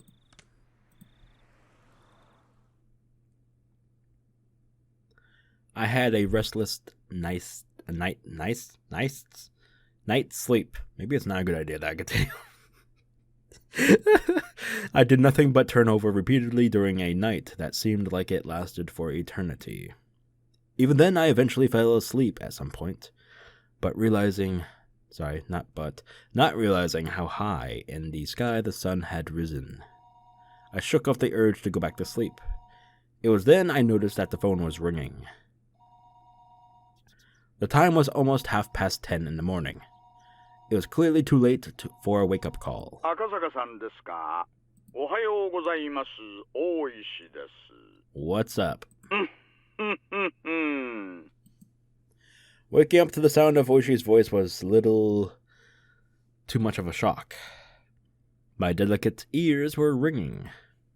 But thanks to that shock, I was suddenly wide awake. どうも。おはようございます。ひょっとして今お目覚めですか？出張中とはいえ勤務時間には起きないといけませんよ。まったくです。以後気をつけます。あなたの眠気をもう一つ覚ましてあげられるかもしれない話があります。Hinamizawa駐在所から届いた遺失物に興味深いものが混じっていたんです。What? 遺失物 What? 詳しい話はこちらにいらっしゃってからにしましょう。お昼前に来れますか？いえ、すぐに伺います。Oishi already knew what my mission was, since Oishi said it was something that would wake me up. It was hard to believe that it would be irrelevant to me. Honestly speaking, judging by the information from Sato-san yesterday, knowing that my cover was already blown, I couldn't wander to and from Hinamizawa carelessly. In other words, my investigation was at an impasse. If there was some information there that could put me back on the trail, that would be nothing less than a stroke of good fortune. After vigorously washing my face, I pulled on my jacket and hailed a taxi, heading towards the Okonomiya police station. おお、来た来た。天才ジャンシ様の到着だ。ははは。遅くなって申し訳ありません。で、一体何が出たんですか？ With absolutely no intention of reminiscing about last night's mahjong game, I pressed him to get to the point. Oishi, anticipating that I would act that way, cut to the chase without any resistance. 先ほども申し上げましたが、今朝、Hinamizawaの駐在所から遺失物が届きました。I got a bad feeling about this. Lost items that were turned over to the police box were sent to Okonomiya police. Don't know why. Okay, you know what? Forget it. Okonomiya police station after the paperwork was filled out. Oshi pulled out a plastic bag from a drawer and laid its labeled contents on the desk. 財布ですか？でしょうな。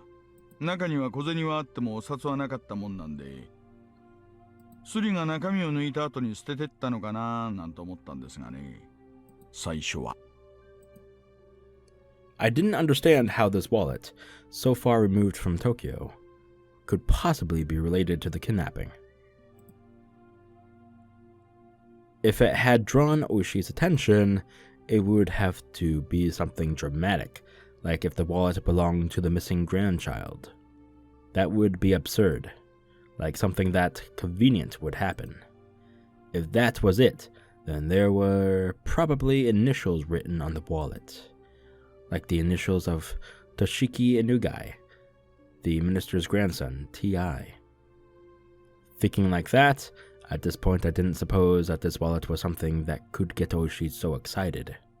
Oshi, after putting on a pair of disposable plastic gloves, handed me a pair of the same. I didn't feel that this wallet was such an important thing, so I had my doubts about whether there was any point in putting on gloves.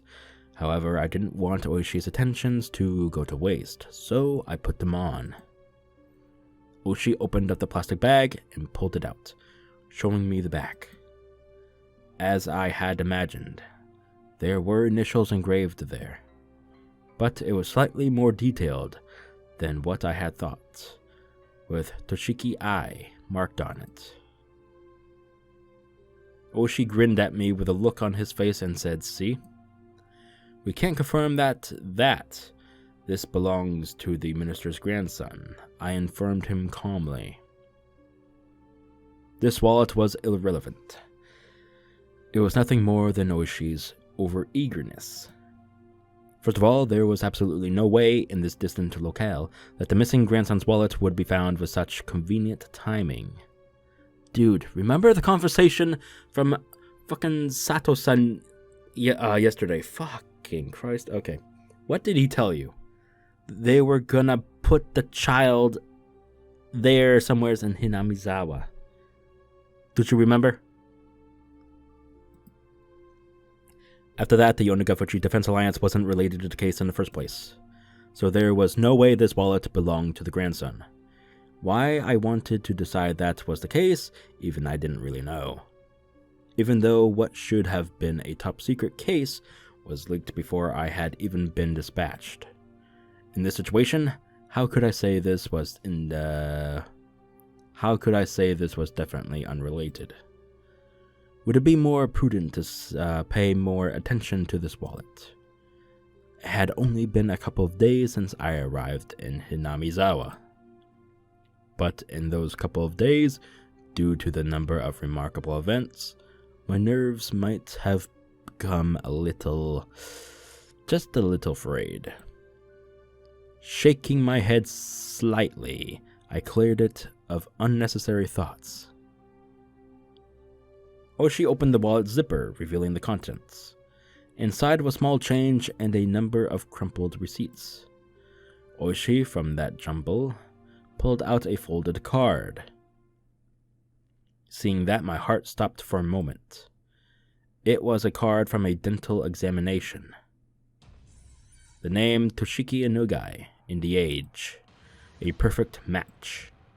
The dentist's location was in Tokyo. There was no need to explain any further. How far was it from Tokyo to Hinamizawa? It was far enough that taking the bullet trains and cars would still take several hours. Why would a wallet with a dental examination card from Tokyo inside show up in Hinamizawa? Could it belong to a tourist who came from Tokyo? Or maybe a villager on vocation? Vocation? What the fuck is vocation? God damn it. Or maybe a villager on vacation to Tokyo just happened to pay a visit to the dentist. I feel like you're not thinking straight, Akasaka. Alright. don't focus on the dentist examination card itself, but focus on the fucking name and the age of the one who went for the dentist examination, you fucking twit. No, it had to be fallen into somebody's bag by accident. In my mind, I desperately struggled to find a possible excuse as to why this wallet didn't belong to Toshiki Inogai. It was as if it just wouldn't do for this wallet to belong to him. However, weeding out any possibility for error one by one, the haze surrounding the wallet in front of me faded, gradually letting it come into clear focus, and I'm not hearing anything. Oh, that's because I... doy.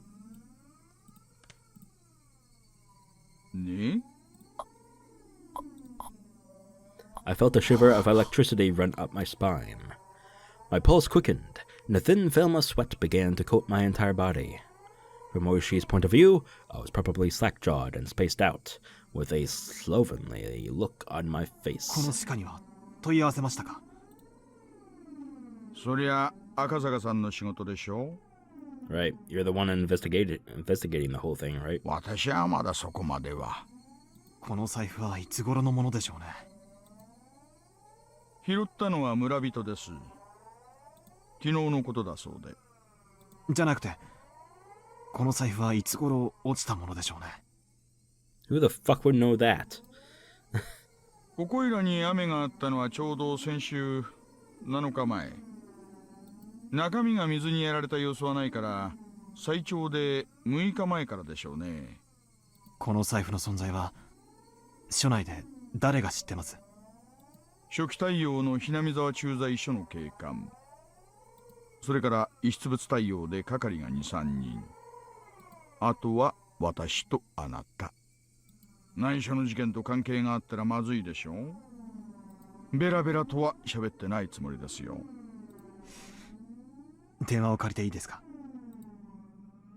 どうぞどうぞ。外線は0発信から。I dialed the phone number inscribed on the examination card. I could hear my pulse pounding inside my head. Could there possibly be something so absurd? The addresses on the receipts and cards inside the wallet were all from around the area where the grandson lived. The name of the examination card was also a match. The time we had deduced that the wallet had been left behind also matched up with the timeline of the kidnapping. Of course, it was possible I could just laugh it off as all a big pile of coincidences.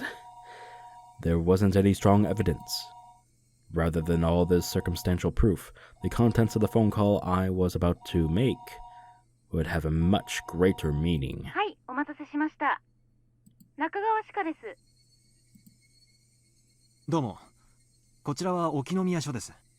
実はお財布の落とし物がありまして、所有者の連絡先を探しております。ご協力をいただいてもよろしいでしょうか。お財布の中にそちら様の診察カードが入っておりまして。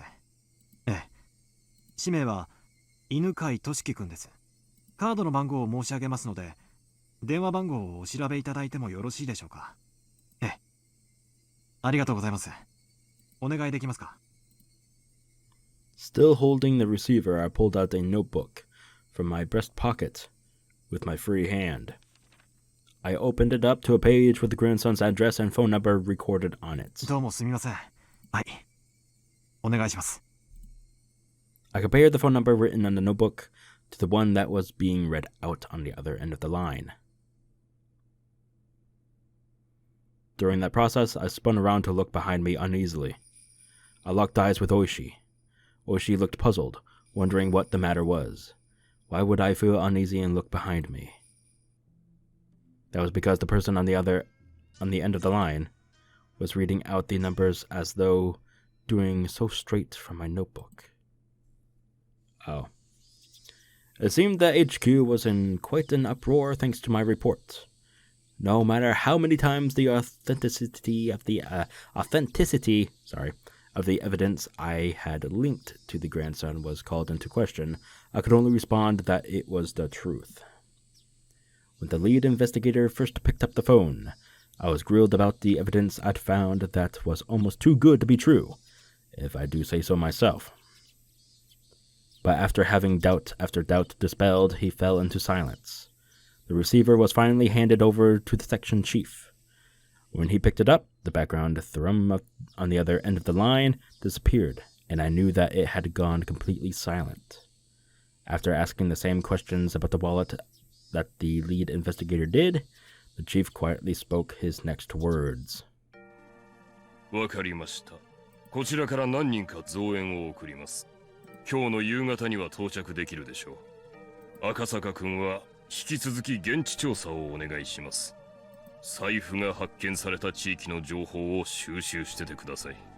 加納さんは何人か選んで現地へ直接。The fact that he was sending Kano? The lead investigator here meant that the chief had decided there was a possibility that the Onigafuchi Defense Alliance was somehow implicit in the kidnapping. However, it felt as though until the lead investigator, whom he trusted, had verified the evidence with his own eyes, he was still going to be skeptical about it. どうでした？本庁から増援が出発するそうです。私は現地調査を命じられました。Hold on, I gotta make sure I'm still recording. Sometimes mistakes happen. Alright. Yep, I am. 財布の落ちていた場所はどこな？ Sorry, god damn it. Where was the wallet dropped? He said. Around Takatsudo. ここが沖宮。ずーっと行って、ここがひなみ沢。で、さらに上流にぐーっと上がっていくと、この辺が高津戸です。Okay, now the music is loud.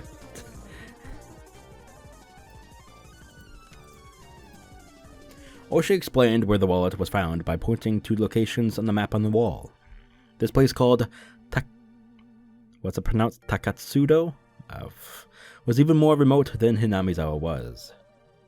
高津戸界隈はほとんど民家なんかありませんよ。昔の廃村です。無人の家屋が点在する、なんとも寂しいあたりですね。A perfect fucking place to kidnap a kid. 大石さん、高津戸へ案内してもらうことはできますか？ To leave a kidnapped kid, anyway. 構いませんよ。赤坂さんお一人ではなかなか自由にひなみ沢に出入りはできないでしょうからね。無論、また野球帽とマスクをしてもらうことになりますが。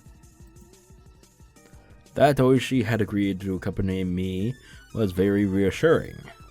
If Sato-san's info was to be believed, my cover had been blown. I wasn't sure if the villagers had realized that the fresh meat dispatched from public safety was the tourist that had visited the village yesterday, in other words, me. But deciding that they hadn't noticed would have been overly optimistic. Given a cursory thought, Takatsudo, where the wallet was found, couldn't be ruled out as a hiding spot for the kidnappers. The Takatsudo area didn't have any residential buildings, nor was it alongside a highway. There wasn't a reason for even the locals to go out of their way to visit it. Yeah, that is strange. If no one goes to that area, why was it there, and why did someone pick it up there? That's strange. It was exactly what you would call a long-forgotten ghost town at the end of the road. You couldn't ask for a better place to hold a kidnapped grandson. Also, you couldn't get to Takatsudo without passing through the Hinamizawa first. Those several conditions made the area all the more important. I couldn't brush it off any longer.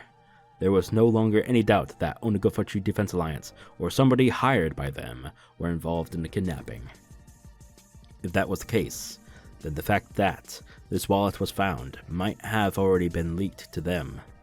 They even knew so much as how the Public Safety Division was operating. The case of the wallet couldn't be something they didn't know. In that case, there was a possibility that the enemy was laying in wait. To dive alone into enemy territory surrounded by enemy territory. Wait, what? Wait, what? Into enemy territory surrounded by the... Okay, that's weird. That's so weird. to say the least, required an amount of courage, nay, recklessness, that I just did not have.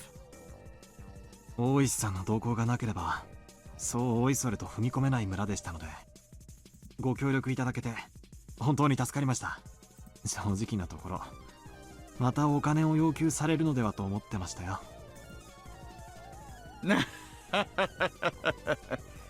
それは正直を言えば、ひなみ沢なんか好き好んできたがないですからね。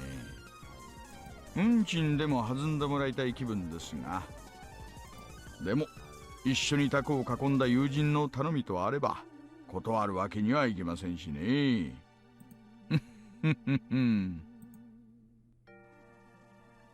Oishi grinned as he pounded me on the back. Phrasing. It struck me that he just didn't want to jump ship rather than having any sort of sense of duty towards his job. Even so, that didn't really matter. Right now, I really appreciated the gesture. では、早速出してもらえますか。If the enemy knew that the police had obtained the wallet, then they would probably have moved the hostage to a different place. There wasn't a moment to lose. But Oishi, without regard to the fact that we were about to head out, began to remove his jacket. 何をしてるんですか。まあ用心ですよ。家中の栗を拾うなら相応の用意が必要と思いましてね。Ah, vest. Gotcha. あなたも来ます。 What Oishi pulled from the drawer below the desk was a stab-proof vest. Stab, stab.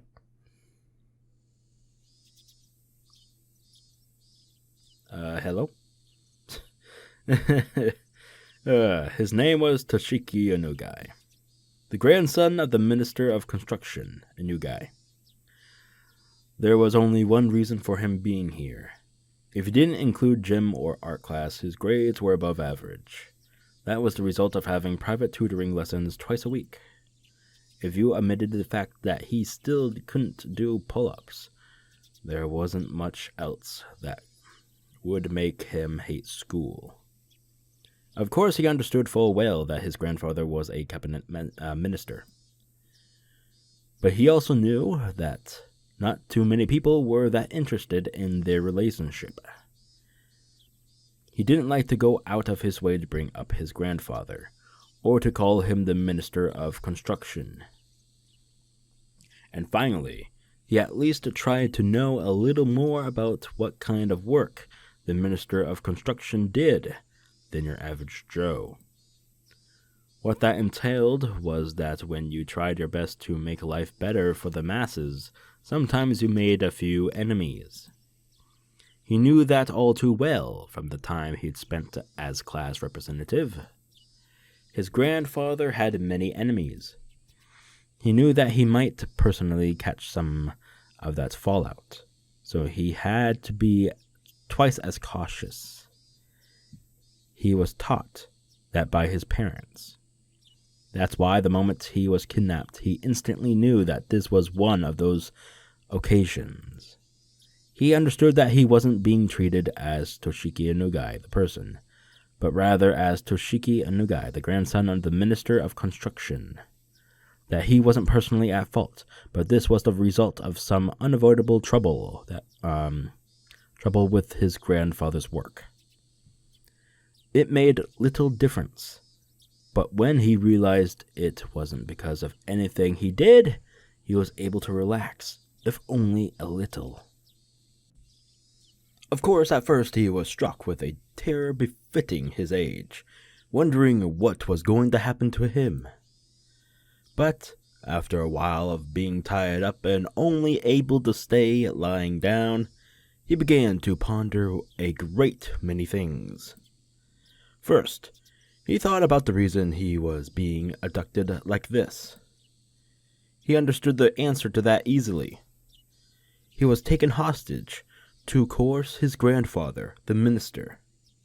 There was no doubt about that. He didn't know exactly what the Minister of Construction did, but it was easy to imagine that there was much to be gained from threatening him. he respected his grandfather more than most. He earnestly believed that his own grandfather was within the top 20 of the most important people in Japan. That was exactly why he wouldn't forgive anybody who tried to threaten his beloved grandfather. More importantly, he wouldn't forgive anybody who would use him as a tool to threaten his grandfather. His grandfather was really busy and rarely had time to meet with relatives. That's why, with what little time he did manage to scrape together, he just dropped by unannounced. And as an apology for not being able to meet during New Year's or summer vacation, he doted on his grandson very, very much. The number of times that Toshiki was looked upon with disregard just because his grandfather was a politician and a minister certainly weren't few. But he never thought, even once, that he wanted his grandfather to quit being a politician. Because it was his beloved grandfather, he wanted him to continue his career as long as possible from the bottom of his heart. However, Toshiki was now being held hostage, and his grandfather was being threatened. His grandfather, who called him the apple of his eye, was surely suffering. He might do anything to save his grandson, maybe even putting aside his ideology if it was required to save his grandson. He might cave into the culprit's demands if it meant saving his grandson. When Toshiki thought about that, an inexplicable anger welled up within him. In his current situation, he was unable to forgive the cowards who would make his beloved grandfather suffer by using such dastardly means. That feeling welling up inside of him, displacing the fear. What he thought at first was something any boy would imagine. Get out of these bonds. Beat up the bad guys, then hand them over to the police. You see, that's the youngling's hero mentality. Beat up the bad guys, pew pew. Fucking Christ. Images of all the brave heroes from all of the manga he had read passed through the back of his mind. Manga. Damn. Corrupting. Anyway, in his imaginary scenario, he slipped his bonds easily, floating like a butterfly to evade his captors, then stinging like a bee to bring them all down. Oh, god damn it. In the end, it was nothing more than his silly little fantasy. But with his vision obstructed and unable to see anything, it was something that he could get into more than any anime at the moment. In actuality, he was enjoying these little scenarios in his head for a long period of time. He was tied up. His captors hadn't really done anything to him that they would feel sorry for. However, eventually he began to grow tired of his fantasies, and more realistic scenarios began to run through his head. It was then he realized that none of them were a solution. Yes, he wanted to do something for his grandfather who was being threatened. That he was being held here to inflict pain on his grandfather was the thing that he could least forgive, and also the most vexing. Jesus Christ, this is long! And then he noticed there was a much simpler way he could save his grandfather without having to beat up his despicable captors. Oh yeah, what's that? That was to remove himself as a hostage from the hands of these villains. If he was to disappear from here, his captors would have nothing to threaten his grandfather with. The captors had restrained him, but they didn't treat him roughly, and they made sure he was fed well enough. Meaning at most he was nothing more than the means for their threats. They weren't looking to bully or kill him out of spite. If he behaved, no ill will would befall him. Realizing that gave him a strong sense of courage. In carrying his train of thought this far, he let it run its course to its natural conclusion.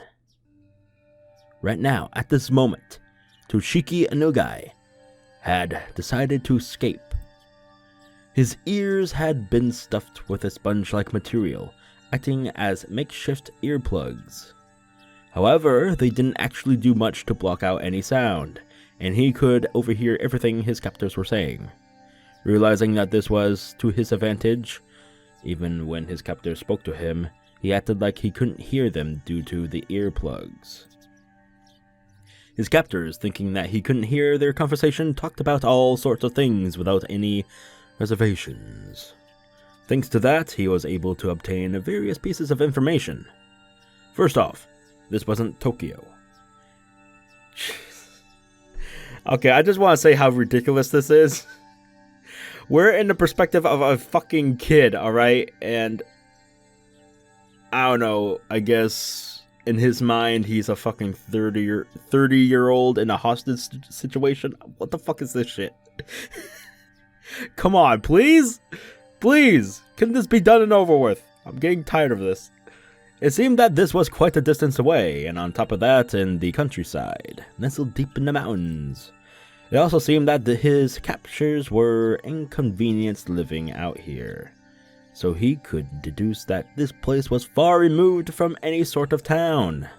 Finally, whenever they went out to buy food or other supplies, they would always take a car. That fact caused him some dismay, because he knew that the method he learned at school of running around blindly while shouting for help wouldn't work here. He paused for his little mental escape scenario there.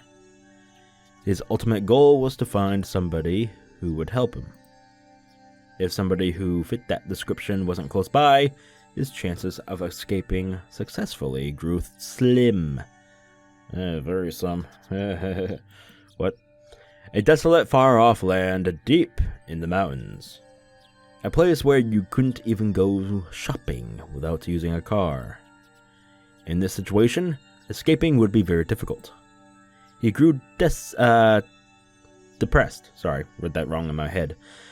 And after a little while, he returned to his original scenario. Imagining becoming a hero like in the manga he read and beating down his captors became his respite. Yeah, good luck with that. However, as he played those delusions out in his head, his heart, hating to surrender, continued to search for a way to escape. And then he thought of a way. If the goal was far away, then all he had to do was get closer. His goal, in a nutshell, was to find somebody who would help him. In other words, somebody other than his captors. If he faked being sick, then his captors would have to take him to the hospital, or bring a doctor to him. They would probably be reluctant to do that, but he already knew that the hostage was more important than anything. In the off chance that something happened, like him dying, occurred, they wouldn't be able to threaten anybody anymore. Luckily, he had an experience that would help him fake a serious illness. Yeah, kids fake illness to get out of school a lot of times. What's new? At the end of last year, he was inadvertently involved in a car accident and had to undergo surgery. Oh. The scar from that surgery was still clearly visible on his lower torso. He recalled the pain and suffering from that time. The existence of that experience would make a huge impact on the realism of his performance. He was quite confident in his ability to fake an illness.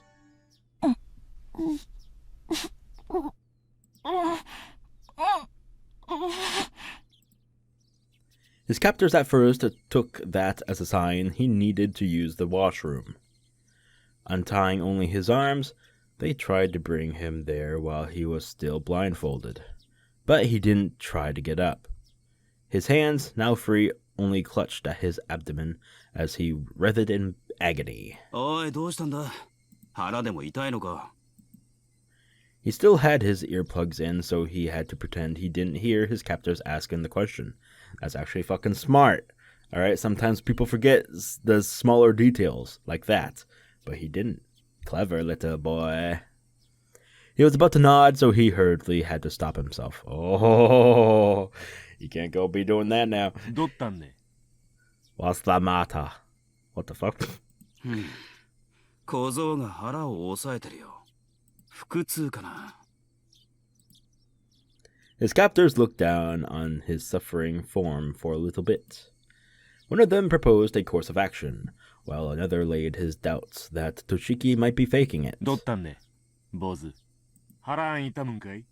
そいつ耳を塞いでるから聞こえてないぜ。参ったんな。腹痛に効く薬なんかあらんね。薬局行って買ってくるか。腹痛って言ったっていろんな薬があるだろう。症状がわからないうちはいい加減な薬は買えないぜ。腹押さえてるし、便秘やん。便秘薬でも買ってくれば収まるやんね。間違って飲んでも死なんしな。It's obvious they're using a broken dialect, and so when they translated this into English, they had to really compensate for that, but Jesus Christ. Jesus. Okay. I'm breaking down. I can obviously tell by the ease he's saying he's holding his stomach. Maybe he's just constipated, but still, it's so fucking broken. Please stop. 決めつけるなよ。Oh, fuck. 盲腸とかかもしれないだろう。Ah, true. 俺のおじさんがさ、昔急になったことあってよ。あれはかなりビビったぜ。One of the captors leaned over beside the boy, who was bent over in agony. かわいそうにな。全身汗だらけじゃないかよ。腹か？痛むのか？おいおい、痛むんならあんまり抑え込んじゃかえって悪いぞ。Realizing that his captors were concerned about his stomach, he inadvertently let his shirt right up, letting the scar from his surgery come into plain view. His vision was still obscured with packing tape, so he couldn't see their reaction to his scar. But his captors were taken aback, and judging from their momentary silence, he had obtained the reaction he was looking for. おい、やばいぜ。この手術跡はそんなに昔のものじゃないぜ。その小僧、熱出てるんかいね。体温計あるん？あるわけねえよ。でもすごい汗だぜ。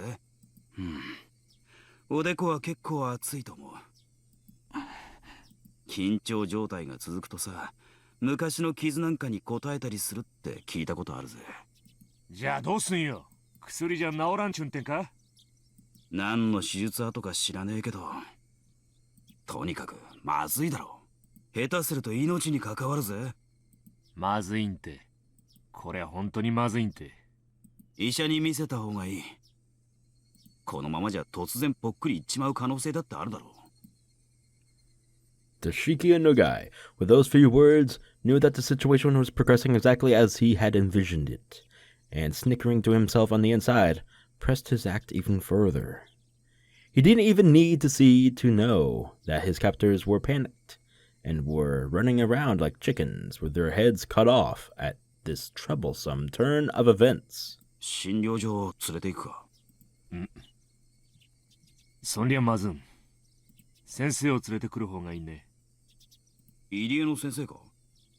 Oh shit. いいのか？大丈夫か？人質に何かあったらまずんね。しゃあない。緊急事態やん。One of the captors hurriedly left in the car. Another of the men, completely shaken up at this point, wiped the sweat from his forehead with a handkerchief. It looked like they were bringing a doctor. As long as the doctor wasn't an accomplice, that doctor was his goal. He was someone he should seek help from. His captors were probably wary of that happening. They would be prepared for it. This would all come back to luck. Some of the sweat emerging from his brow was from that nervousness. Oh shit. Fuck. That was bright. Oh god. Oh shit. At that moment, the packing tape that was covering his eyes and ears were torn off. Wait, ears? The hell? I thought there was something else in his ears. The burning light that he was seeing for the first time in several days hurt his eyes, if you're telling me. After that, the gag that made it hard for him to breathe was also removed. 大丈夫かこそ。今お医者を連れてくるからな。しばらく我慢してろな。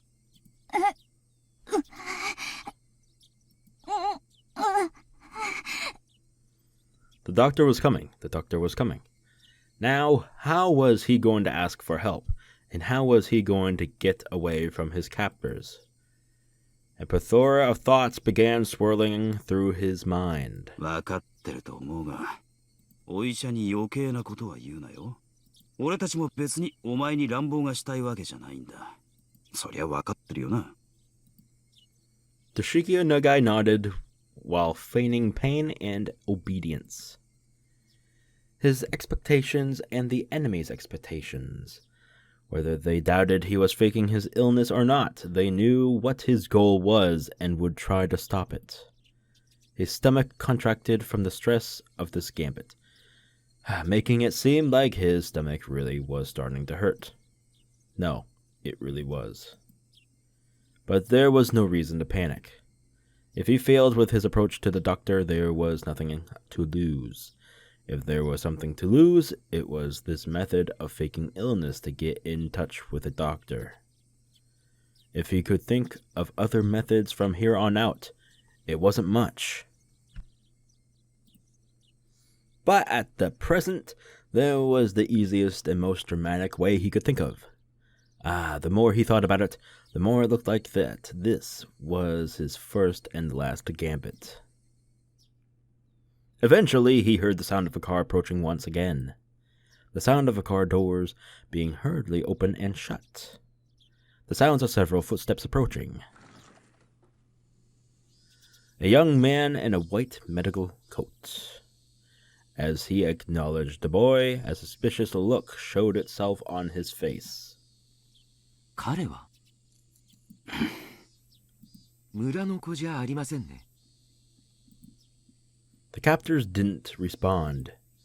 From the looks of it, the young doctor had realized that this was an abnormal situation. One of the captors talked threateningly. Ooh. 先生には関係のないことです。 Yeah, I wouldn't really say that's a threat. For a while, the doctor and the captor silently glared at one another. However, unable to stand the sight of the boy continuing to suffer, the doctor, as the captors had hoped, didn't press any further. その古い手術跡というのが気になる。何の手術でしたか? Shit. I keep doing that. I don't know why. そりゃわからないです。 My finger just... 本当は診療所に連れ帰るべきなんですがね。先生、そりゃさすがにちょっと。 The doctor said he wanted to bring the boy back to the clinic, but the captors simply silently shook their heads at the notion. It was a fleeting hope, but it was only natural that the captors would refuse. Dewey. At the moment, his eyes met with the doctor's. Seeing that the boy's painful state was abnormal, the doctor suspected it was a serious illness. 大丈夫ですか? 私は医者です。この手術跡はいつ頃のものですか? 去年の冬に事故で。事故? そうですか。参ったな。 He couldn't let the doctor figure out that he was faking it here. He had to somehow figure out some way to keep this going and tell the doctor that he was being confined and needed help. 患部を少し触りますよ。痛むところがあったら言ってくだ。 God damn it! Stop it! Fucking finger! Ah! Seeing that it was extremely painful, the doctor crossed his arms and began to ponder. He had to somehow get himself to a hospital. To Tachiki Onugai, thinking this illness was the performance of a lifetime. I'm gonna become an actor! Hell yeah. Alright. This is weird. This is really weird. 皆さんもご苦労さんなことです。 And now we're back to these fellas. What the fuck? Oh, okay. お暑いでしょうが、せいぜい頑張ってくださいよ。不法投棄のダンプが現れたらすぐにご連絡ください。急行いたしますのでね。ご協力感謝しますよ、大石さん。どうぞ。A gap wide enough for a single car was opened up in the barricade. Oishi, showing his gratitude, or perhaps a threatening attitude, with a short beep on the horn, rolled the car forward through the checkpoint. This time my appearance was the very embodiment of the word suspicious. Duh. A baseball cap, mask, and sunglasses. Isn't that the same thing you had a few days ago? How is that any different? What? On top of that, even though it was sweltering, I was wearing a hoodie. Ah, okay. Why a hoodie? Any respectable police officer would be loath to not stop me for questioning. I had meant to be overcautious, knowing full well that my face was known. But it might have already been too late for that to have any use. Using that as an excuse, I doffed the unbearably hot hoodie and windbreaker. Wait, what? And you had a windbreaker? Dude! Ripped off the mask and hat and threw them into the seat behind me. Jesus. No wonder you're sweltering. The fucking sweat pouring out of every pore of your body. Goddamn! Sorry. Just so much. What the hell? いいんですか? こんな小細工したところでどうせ割れているでしょうから。 Yeah, probably. そりゃまあそうでしょうな。 Oishi, probably thinking that my unexpected behavior was funny, continued to laugh. The beautiful and pristine scenery of Hinamizawa spread out before me. The village itself would have been quite beautiful if it weren't for the complicated circumstances surrounding it at the moment. True. I would absolutely love to take Yuki here for a drive one day. Come to think of it, I didn't get a chance to call her last night. Yikes. I played around with the idea in my head. But in reality, this village wasn't all sunshine and rainbows. I had heard everything at the prefectural headquarters. At the heart of this village, the intelligence network that the three families wielded was, due to blood ties and regional relationships, unbelievably well organized. Their net spread not just around Hinamizawa itself, but encapsulated the entirety of the city of Shishibone as well. When I first heard that, somewhere in the recesses of my mind, I didn't take it completely seriously. Well, you should have. How could a local organization out in the boonies here have something so grandiose? Grandiose? I couldn't deny that somewhere in the back of my mind I had ridiculed the thought. But not only were they really threatening the minister, but they had demonstrated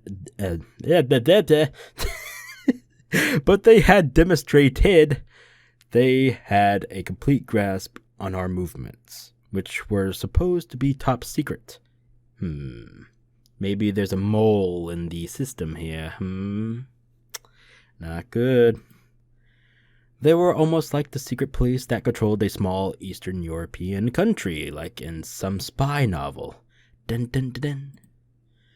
The villagers here wouldn't bat an eye at getting their hands dirty if it meant fighting the damn project. I also heard something like that at the prefectural headquarters. Now that you mention it, when I first arrived here, Oshi also said that this place was a war zone, didn't he? Oh my god. The residents of this village were at the same time freedom fighters. Sorry, when I said freedom fighters, for some odd frickin' reason, like, what were they called? Something Rangers. Something shit. I don't fucking know. Whatever. Oh, shit. Kid stuff. Back in my old days. I'm too old for this shit. Although, by definition, they were no different than guerrillas or a militia. Oh. They weren't protected by the... what the fuck?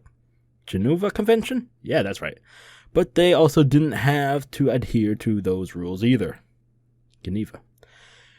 This place was more of a quagmire than any legitimate battlefield. A secret war was unfolding. A lot of words I've never had to actually pronounce in my life before. Jesus Christ. We're getting in there, boys and girls. I could drive along because Oshi was with me. But if I was to leave this car for even something as trivial as looking for a vending machine, there was a chance I wouldn't return. True. Even though a single shot hadn't been fired, this was a battlefield. Oh my god. No, the reason why bullets weren't flying was simply because it was hard for a civilian to obtain a gun in Japan. True. Of course, over here in America, everyone can have a fucking gun, apparently. What? So they were probably just equipped with weapons other than guns that were easier to obtain, like metal bats. Or tasers. I think those are allowed in Japan, right? I believe so. Even though I would consider that a highly lethal weapon as well, but okay, whatever, whatever. Anyway. That was why Oshi was wearing that stab-proof vest, wasn't it? And knives, yeah. Although now you can't have a blade that's longer than... what was it? Keiichi said this before. In Japan, you can't really have a knife any longer than... what was it? It wasn't... I don't remember the length. Fuck. Whatever. Akasaka-san, 緊張してます? Forget about it. Small details. You don't need them. Don't need them. The fact that I was apprehensive was, of course, picked up on by Oshi. If he already figured it out, there was no point in trying to deny or hide it. もちろんです。敵の本拠地にたった2人で乗り込んでいるんですよ。この人数では万一の時が不安です。万一の時？大丈夫ですよ。この村の人間すべてが敵ではありませんでしたか。全員が口裏を合わせれば、この村で白昼堂々殺人が起こっても証拠一つ残らない。そういうところだと聞いていますよ。This was what the ironclad rule of not barging into a Yakuza office alone was about. If there wasn't a neutral party involved, that area wasn't bound by the laws of common sense. If something happened, you wouldn't be able to prove it, and there wasn't anybody who would take your side. It was pretty much the definition of poking the bear. Hinamizawa地区へ向かうと同僚に言い残してますしね。万一の時は無線機もありますし。赤坂さんが怖がってるほどね、そう簡単には完全犯罪はできませんよ。まあ、もちろん油断をしないに越したことはありませんがね。赤坂さん、緊張しすぎですよ。前にご一緒してた時の方がリラックスしてらしたじゃないですか。なLaughing it off, Oshi-san thumped his chest and grinned, as if to say I could depend on him. まあ、本当の本当にヤバくなったら。You like to laugh a lot. 桜の大門にはこいつがありますからね。Oshi made a motion by sticking out his index finger. It was undoubtedly the image of a gun. 役に立ちますか？撃った後の後始末云々が怖くなければ、実に心強いですよ。An officer's gun was only for show. If you really wanted to fire it, there were quite a number of stipulations, and you had to be prepared for the long probationary period afterwards. Oh god, really? Why is that a thing? Why would you be under probation? What? I guess depending on the situation, right? That definitely wasn't worth it. So even if the officer did unholster his gun, there wasn't one who actually wanted to pull the trigger. Akasaka-san は持ってるんですか？これ。まあ、一応。撃ったことは？ありますよ。Oh, okay. 訓練で、ですがね。Okay.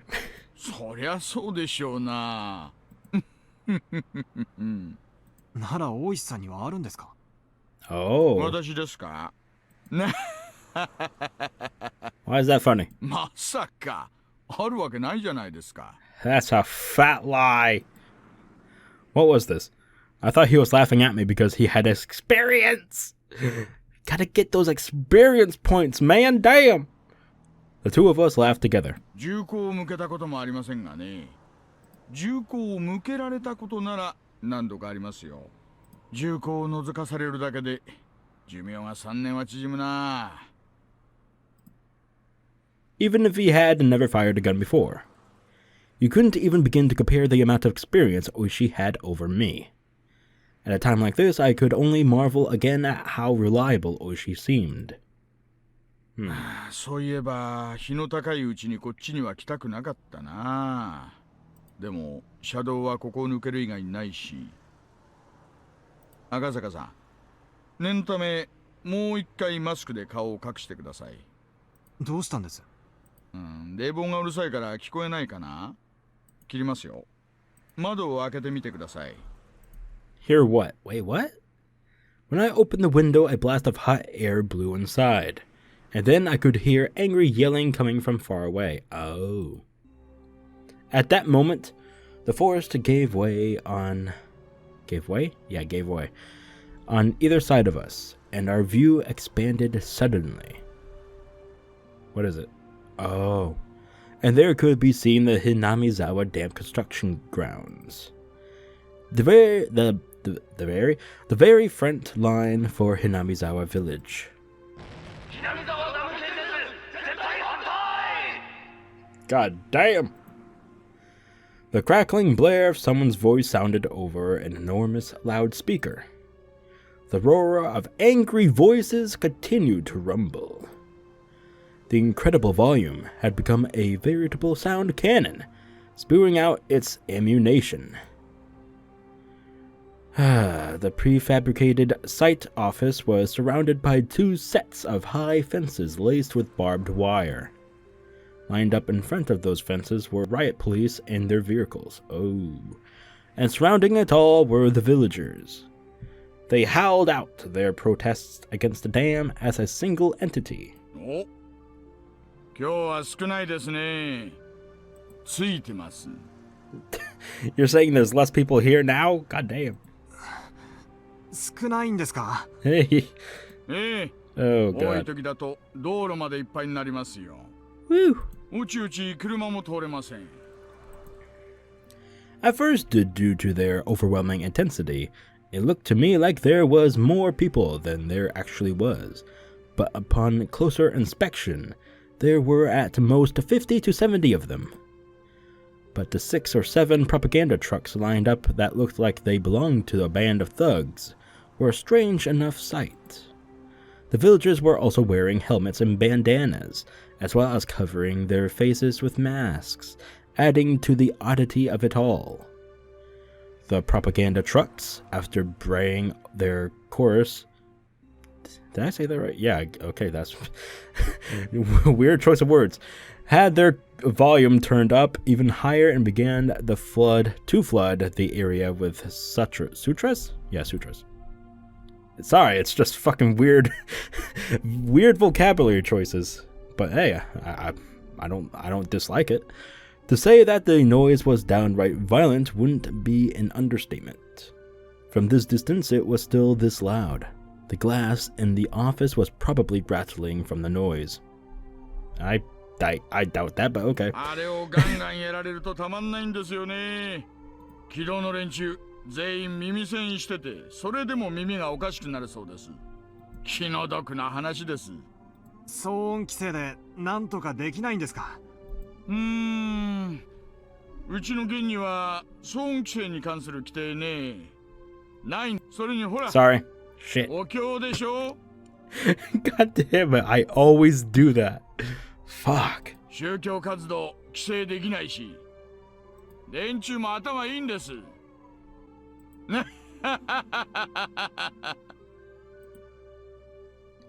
Is what I think Oshi said. Wait, what? Actually, no matter how tightly the window was shut, the booming sound of the sutras still filled the car. Sorry. I couldn't even hear what Oshi, who was sitting right next to me, was saying. As the car approached a line of propaganda trucks, the blare became difficult to bear. It wasn't enough to just plug my ears with my fingers. I had to hold my head. Wait, what? Okay, that's a phrasing for that situation. I had to hold my head to keep my skull from splitting apart. If I had seen this terrifying energy sooner, I would have probably understood what Hinamizawa village was much quicker. Now I knew. They wouldn't blink an eye at sacrificing themselves in order to practice their hometown. Practice their hometown. What the fuck? I've been reading for so long. I'm so sorry, everyone. Jesus Christ. In order to protect their own town. Damn. Jesus Christ. Ah, so goddamn noisy. Shut up, shut up, shut up! My head throbbed and felt like it was going to split apart.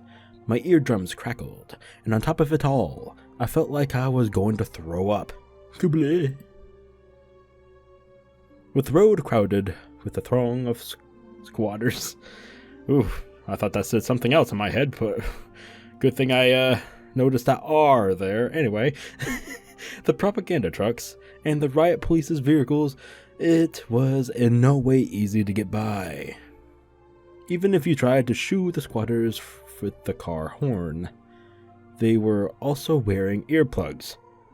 Wait, why are they Why?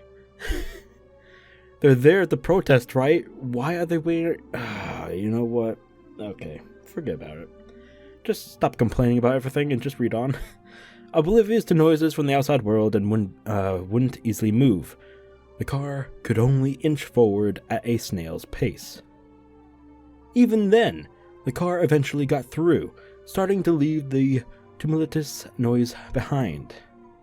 ほら、昨日一緒に麻雀やったメンツにお年寄りさんいたでしょ。覚えてます？ The manager guy? I remembered that there was an older person who didn't exactly mince words. The guy that Oshi called Old Man. いらっしゃいましたね。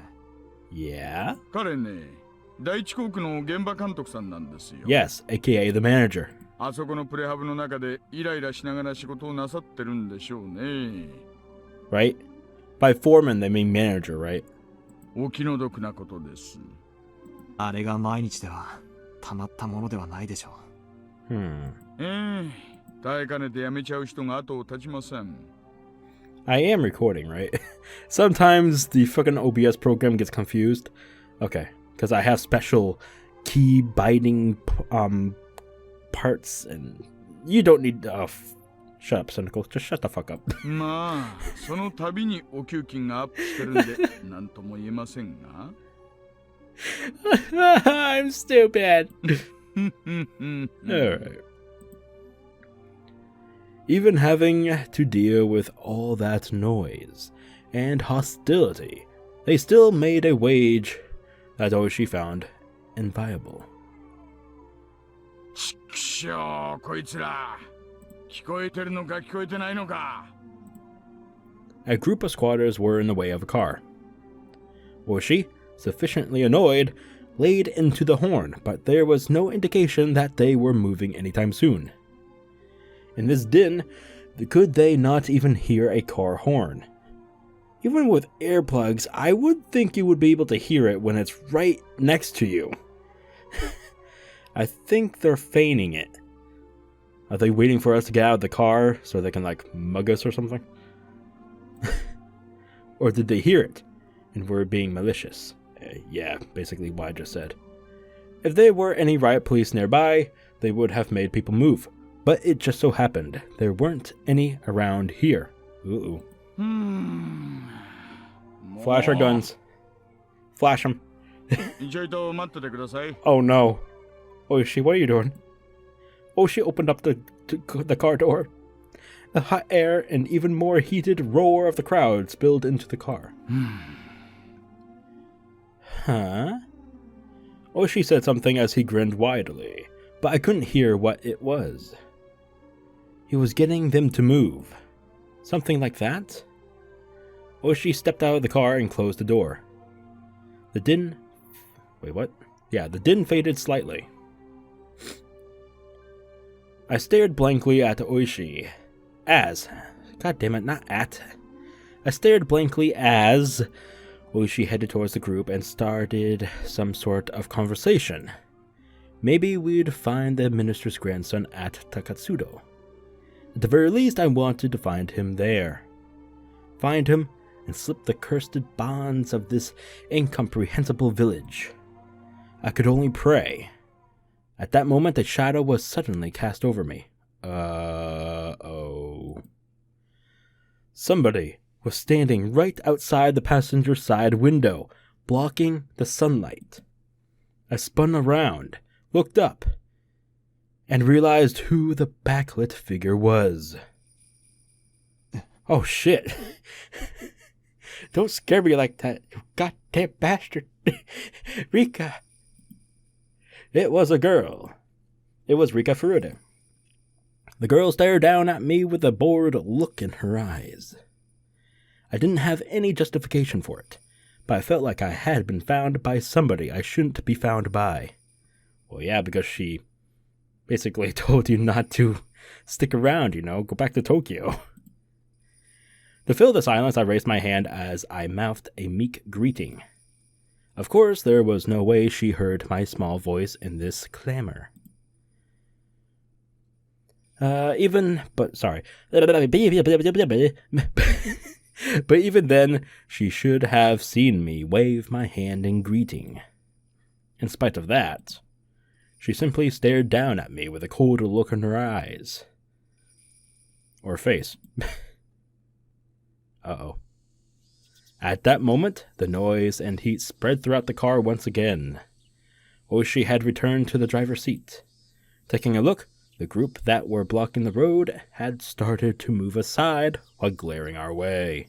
Yikes.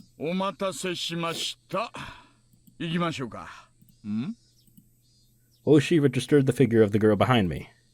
One of the villagers came over to pick her up.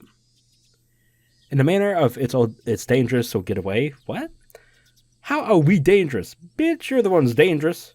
Fuck off. It was then that she whispered one or two words. However, I couldn't hear any of it. She was probably whispering some warning to us. That's not good. Not at all.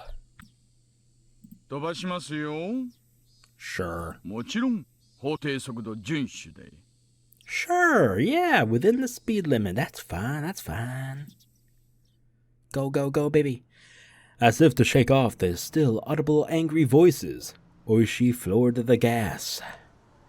Along with the roar and the din of the shouting, the villagers and the girl quickly disappeared behind us.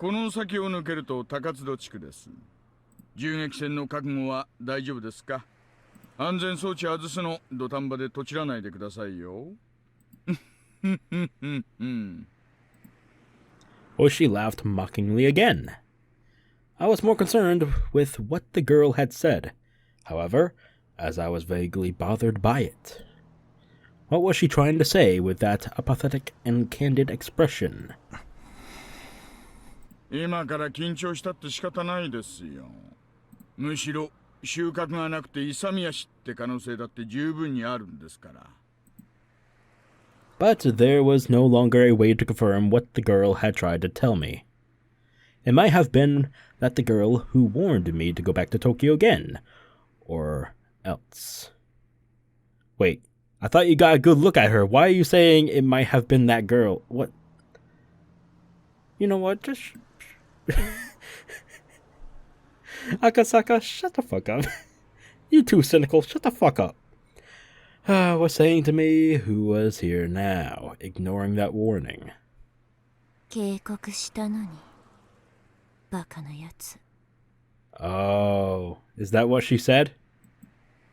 I had the feeling she said something like that. Oh, I have a good idea that maybe that is what she said. Oh boy. Oh boy. Wait, what? Wait, what? That's the intermission? Excuse me? What the bloody hell? Was the end of the chapter? Wait. No, it's not the end. It's another intermission. Alright, Shit, I don't want to make this 3 fucking hours. Jesus Christ. Fuck. I'm gonna go ahead and just continue on. If this ends up being 3 hours, please give this a thumbs up to show support for my goddamn throat and my goddamn fumbling. I'm so sorry, everyone. But this is too epic to stop right here. Goddamn. If you were to call Hinamizawa a rather lonely village, then Takatsudo was outright desolate. For your everyday city boy like me, I just couldn't understand why anybody would force themselves to live here. There were signs that people had, but they were all covered in dust or enveloped in ivy, indicating that it was all abandoned. こんなところにも人は住んでいたんですね。まあ昔の話でしょうな。こんな偏僻なとこじゃ年寄りには辛いですし、若者だってもう少しまともな土地に住みたいでしょうしね。後を継ぐ者がいなきゃ最後にはこうなるってことでしょうな。Even if I had no personal attachment to the village, seeing the disused buildings made me feel a little sentimental. It seemed that Oishi also felt the same way. こんなところで財布が発見されたんですか。財布の取得者もよくこんなに偏僻なところに通りかかったものですね。ああ、村人には山の中に畑を持ってる連中がいましてね。ああ、okay. そういう連中は朝晩ここを通りますから。畑仕事の村人たちは早朝や夕方にここを徒歩で通ると。まさか。行けるところまでは車で行くでしょうな。早朝や夕方にこんなところを走行して落ちているたった一つの財布を発見できます。できたんでしょうな。取得者はどこで取得したと言っていますか。もう少し先を行ったところにある茂みです。In a thicket? Okay, this has got to be like a fucking ploy or something. It's so suspicious. Alright, it's a little suspicious. 取得者はたまたまお腹が痛くなってちょいと茂みで用を足そうと思ったらしい。それで偶然見つけたらしいんですよ。中にちり紙でも入ってるのを期待したんですかね。Wait, what? Why would there be toilet paper in a wallet? Oh wait, maybe in Japan they have those travel packet toilet papers or something. I think I've heard of those. Shit, I don't travel much, by the way, just so you know. So I have no idea about travel-sized fucking toilet paper or shit like that. I've heard of travel-sized toothpaste and shit. Toothbrushes, sure, but yeah, whatever. 話ができすぎているように感じます。財布発見の当初からそういう違和感が拭えません。I expressed a feeling that I had from the start of the day, quite frankly. It seemed too good to be true, but it was unwavering proof. But it was too perfect. Sickeningly so. That was my feeling. できすぎってな、案外当たってるかもしれませんよ。Yeah. というと実は四課のお友達からちょいと聞いたんですがね、園崎お涼が大臣の孫の誘拐事件について言及したって話なんです。言及した？大臣の孫ももう誘拐されてから何日にもなってかわいそうだ。そろそろ解放されるといいなと。そう、お涼のばあさんが縁側でぼそりとつぶやいたってな話らしいんです。で、そのぼそりが園崎家の裏の裏のあちこちに伝えられてるようです。Right. I had heard something earlier from Sato-san, the informant, that when the leader or you had a concern, somebody in the family would be considerate. つまり、それは実質上の人質解放命令ですか？私はそう見てます。この出来すぎの財布発見は孫を警察に引き渡すためのイベントじゃないかと。どうして人質の解放を？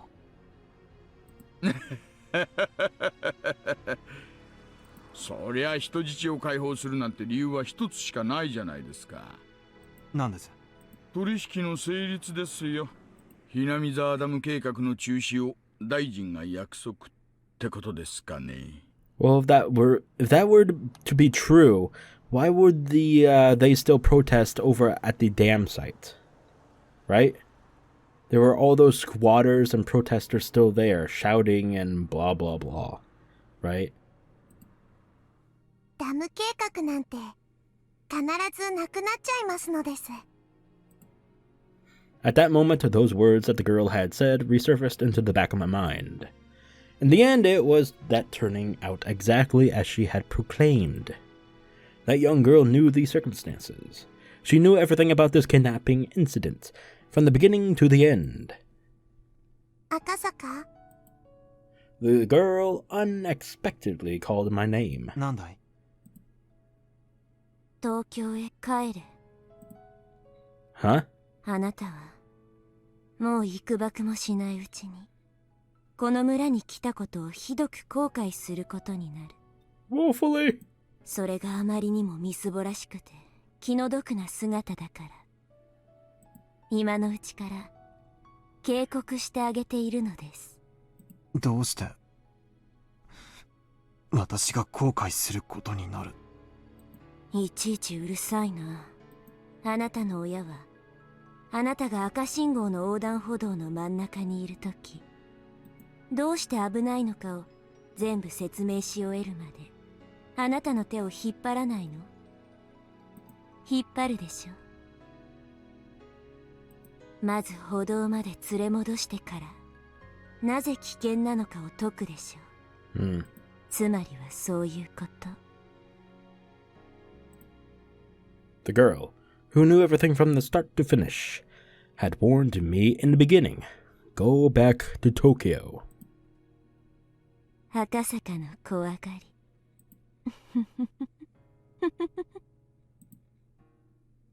孫は無事見つかるでしょうが、その後はいろいろと厄介な問題になるでしょうな。どう厄介になるかは一警察官の私には想像もつきませんがね。フルデリカって少女ご存知ですか？ What I had said was such a non-sequitur that Oishi sat in stunned silence for a while. もちろん知ってますよ。I think I pronounced that right, that word, sequitur? I don't know. 御三家の一つ、フルデ家の一人娘ですね。どういう少女なんです？おやおや、これは意外な人物名にちょっと驚きです。公安ではフルデ家が臭いと睨んでおられるわけで。No. 私にも情報を分けてくださいよ。No, that's not it. God damn it. あ、いや、そういうのじゃないんです。God damn it. ちょっと気になったもので。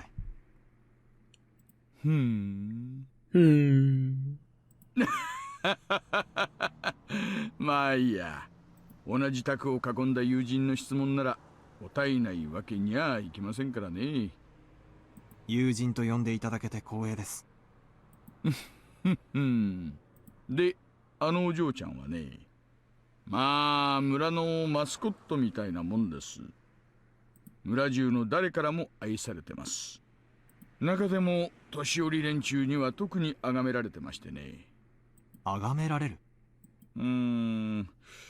よくは知らないんですがね、古出家に生まれた女の子ってのには多少神聖な意味合いがあるらしいんですよ。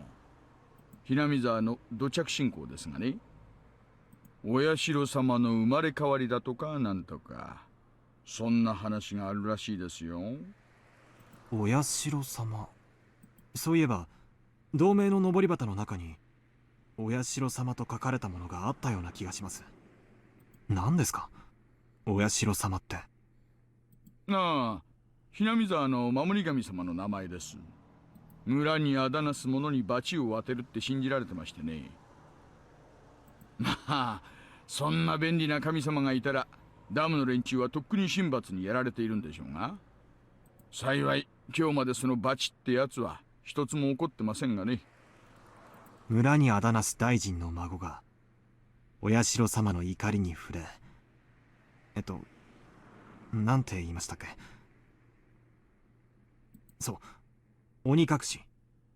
大臣の孫を鬼隠しにしたと、そういう筋書きになるわけでしょうか？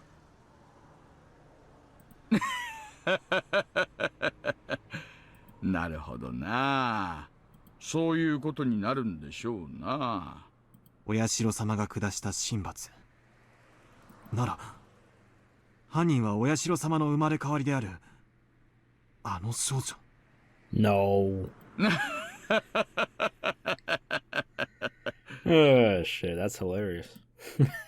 Even I didn't know exactly what I was saying.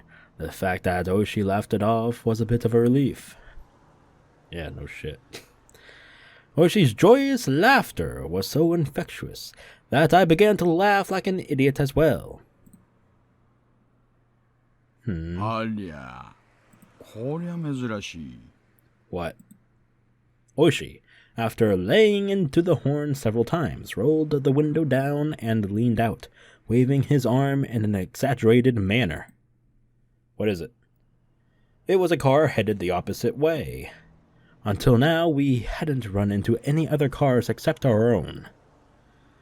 And of all places, it was at this desolate location. Oh no. I have a bad feeling, folks. I have a bad feeling we're about to cross that van. Oh, with the doctor and the kidnappers and that kid. Oh, shit. Well, here we go. It seemed that Oishi knew the owner of that car. Wait, really? The other car also tripped its horn and came to a stop. Oh! Konnichiwa. Okay, so no, it's it's Dr. Erie's car. Okay, so they came in by his car, and now he's leaving. Oh shit. Please tell us, Doctor, please. The other car's window rolled down slowly, revealing a young man in a white overcoat. He was about my age, or perhaps a little bit older. But you really can't judge somebody by their appearance. 大石さんじゃありませんか。こんにちは。珍しいところでお会いしますね。そりゃこっちのセリフですよ、先生。まさかこんなところで会うとはね。Yes, it's a bit odd, don't you think? どうしたんです？いえね、ちょっとした往診です。Oh, really? ありゃ、そうですか。休館とかでしたか？いえ、そんなに大したことではありませんでした。よかったですよ。お医者の世話にならずに済むなら、それに越したことはないです。ではこれで。Are you serious? He's not gonna say anything? 急いで戻らないとスタッフに怒られますんで。Oh, you bitch. 診療所長さんも大変です。ではでは、お気をつけて。The young doctor named Erie, after gesturing his farewell, drove forwards and soon disappeared around a corner. Are you serious? Are you serious? You didn't say anything? Oishi also drove forwards, but soon came to a stop again. Oh? What? He pulled out a worn map book from the dash. His expression didn't have an ounce of irreverence. He was perfectly serious. どうしたんです？今日は診療所は往診の日じゃないはずです。Oh? よっぽどの急患か、特殊な事情のある患者ということになりますね。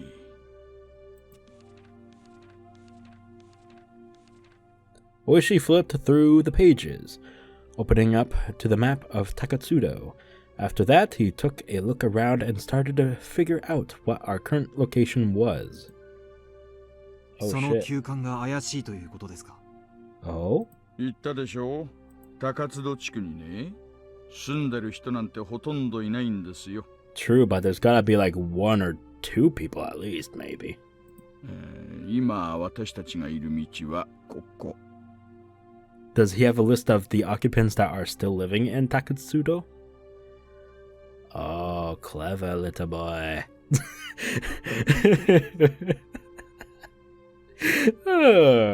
Yeah, way to be creepy. 入江先生はこの道に対して。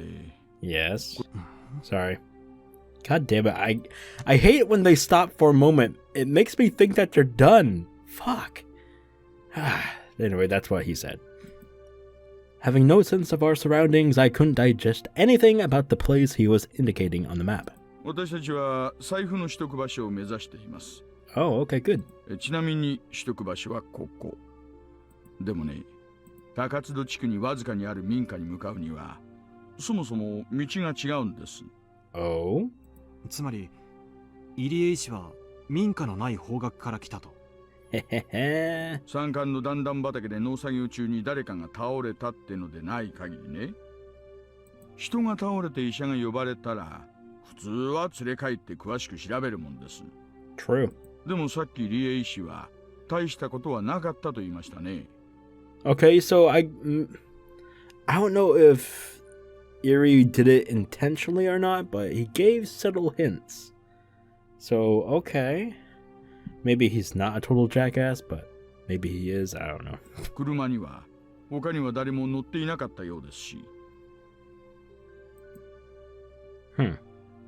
Well, she didn't say any more than that. I also said nothing more. That doctor just now examined a patient. Close by. Only that. The noisy radio had suddenly gone quiet. The sky had just as suddenly turned an oppressive color. As though she mused that it might start to rain, a torrential downpour started, as though trying not to disappoint him. Oh shit. Oh shit. Shit's about to get real, boy. Eventually, Oishi stopped the car. The only sounds to break the silence were the percussion of the rain on the roof and the soft squeak of the windshield wipers.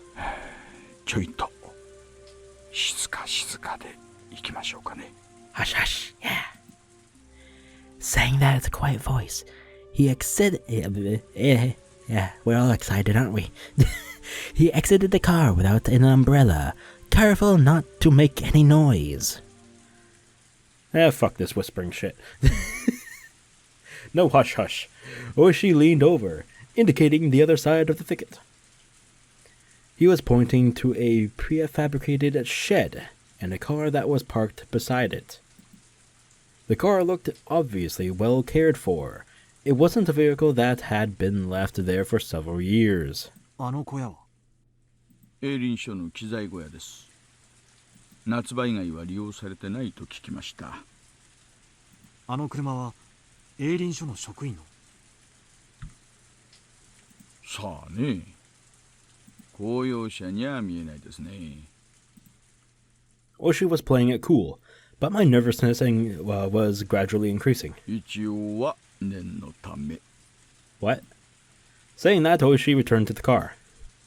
I thought he was going to get an umbrella, but he had grabbed the onboard radio instead. もしもし、大石です。Yes, get backups. 聞こえてるかな？ Reinforcements incoming! こんにちは、こんにちは。What the fuck? Okay, that's a little creepy. はい、沖宮 PS。大石さん、感度良好です。どうぞ。今、高津戸地区の営林省機材小屋前です。矢後地に向かう方じゃないよ。南沢から高津戸に入る方の。はい、確認しました。小屋に不審者。これより職質します。5分で連絡なかったら駐在所に連絡と大至急応援パトを送ってください。よろしくお願いします。了解しました。じゃあ行ってみましょうかね。Sure.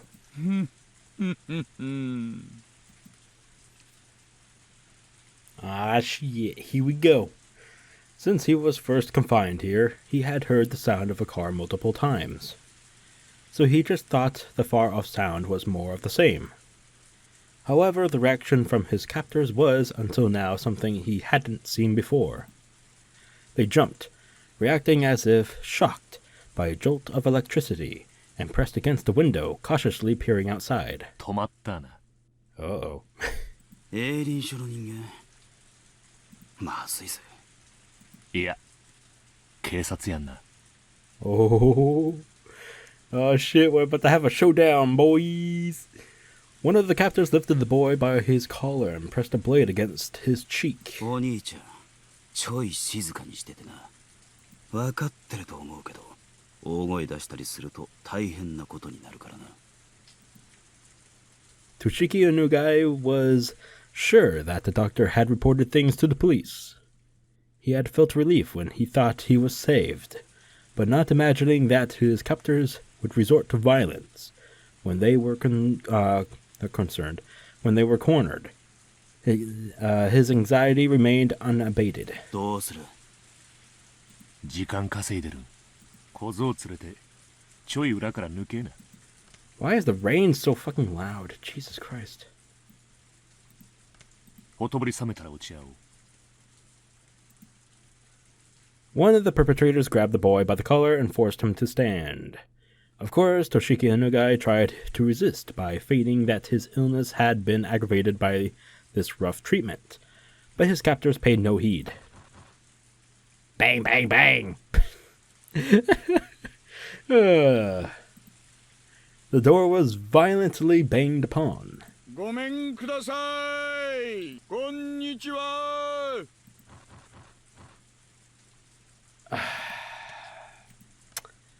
You know what? I'll do this. There we go. The door was banged on again. Toshiki Onugai hesitated for a moment to respond to that voice by yelling. However, while he was being indecisive, his mouth was covered, taking that option away from him. The leader of the captors waved at the other to go.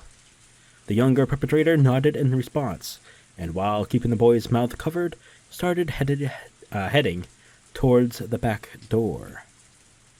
はいはい。何かご用かいね。どうも。警察ですがね。ここちょっと開けてもらっていいですか。急な雨で困っちゃいましてね。ええ、今開けますん。The moment the lock was undone, Oishi forced the door open, and with a gleam of menace in his eyes, he pushed the man aside as he stepped into the room. Then, in a small and empty room, he was able to quickly discern that the boy he was looking for was nowhere to be seen. あれ？私はここは営林署の機材倉庫だって聞いてたんですけどね。何にもありませんね。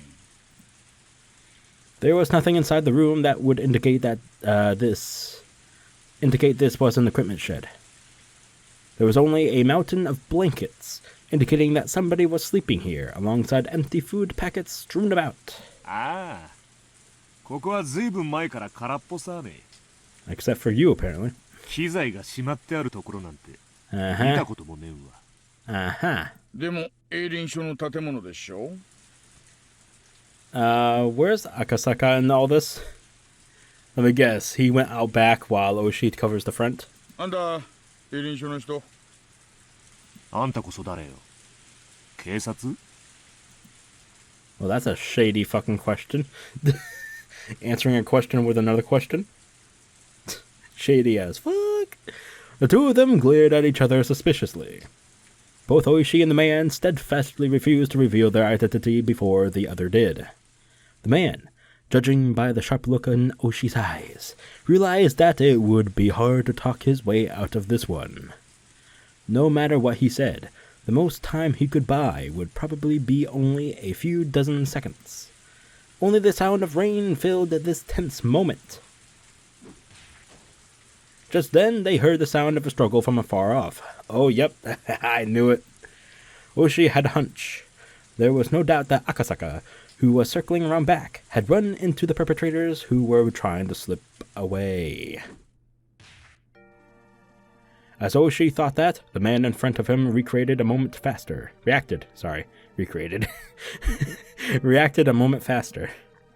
The man swung with an attack that was more intended to obscure Oshi's vision, rather than actually hit him in the face. Seizing his opportunity, the man aimed a kick at Oshi's groin.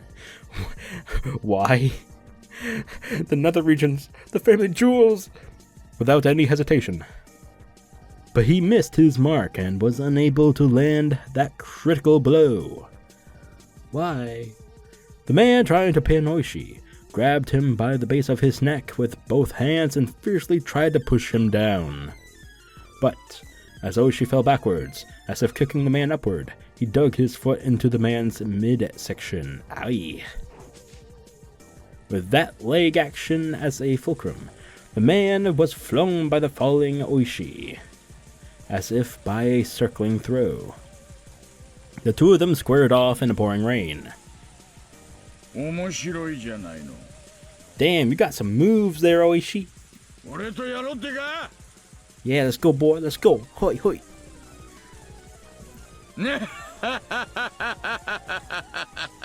He quite nimble for an old man. Oishi, as if trying to cheer himself on, grinned smugly. He then stood up while brushing the mud off himself. And it's back to being loud. Great, you know what? I'm just gonna fucking leave it. I don't care. Okay? Sorry, everyone. Even though he countered the assault, Oishi was getting up rather awkwardly compared to the man who he threw, who swiftly sprang to his feet. Oh yeah, old age, it's gonna... your actions are gonna hurt you. Oh my god. Akasaka's voice ran out from the distance. Judging from the distress in his voice, he was already engaged in a fight, and wanted Oishi to reconvene with him. But Oishi's hands were full as well. Akasaka-san! Moshiwakenai! Chotto matte kudasai yo! The man raised both fists in a stance that hinted at him being acquainted with karate or some other form of martial art. Oh boy, here we go. Of course, Oishi, as an officer of the law, was decently versed in judo. Ooh, alright. He also had the moxie to have been through his fair share of fights before. Because of that, he could tell that the man in front of him was quite a bit better at fighting than he was. Ah, damn it. Thinking that this was going to be easy just because the order came from the Sonozaki family to release the hostage had been a big mistake. That's my fault.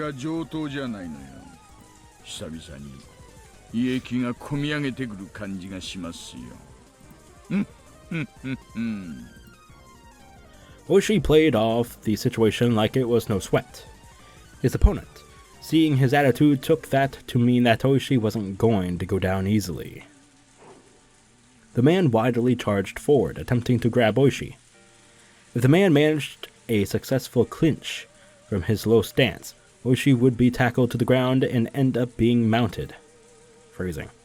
It was something you saw often when children fought, but it really was a bad position since you couldn't do much once you were in it. Oishi, responding to that move, lowered his stance to collide with the man head-on. Ooh. The moment they clashed, Oishi grabbed the man's lapel. As he yanked the lapel upwards, he smashed into the man's solar plexus with the elbow of the same arm. It was a move from Oishi's own personal brand of brawling judo. He then grabbed on with his free hand and attempted to throw his opponent with both hands. But the man lowered his center of gravity and swung his arms in a large arc, entwining them with Oishi's. Not only that, but he had forced both of Oishi's elbows to the outside, and Oishi, now in an awkward position, was in danger of exposing his back with his hands still clutching the man's chest. This guy practiced Aikido, or grappling, didn't he?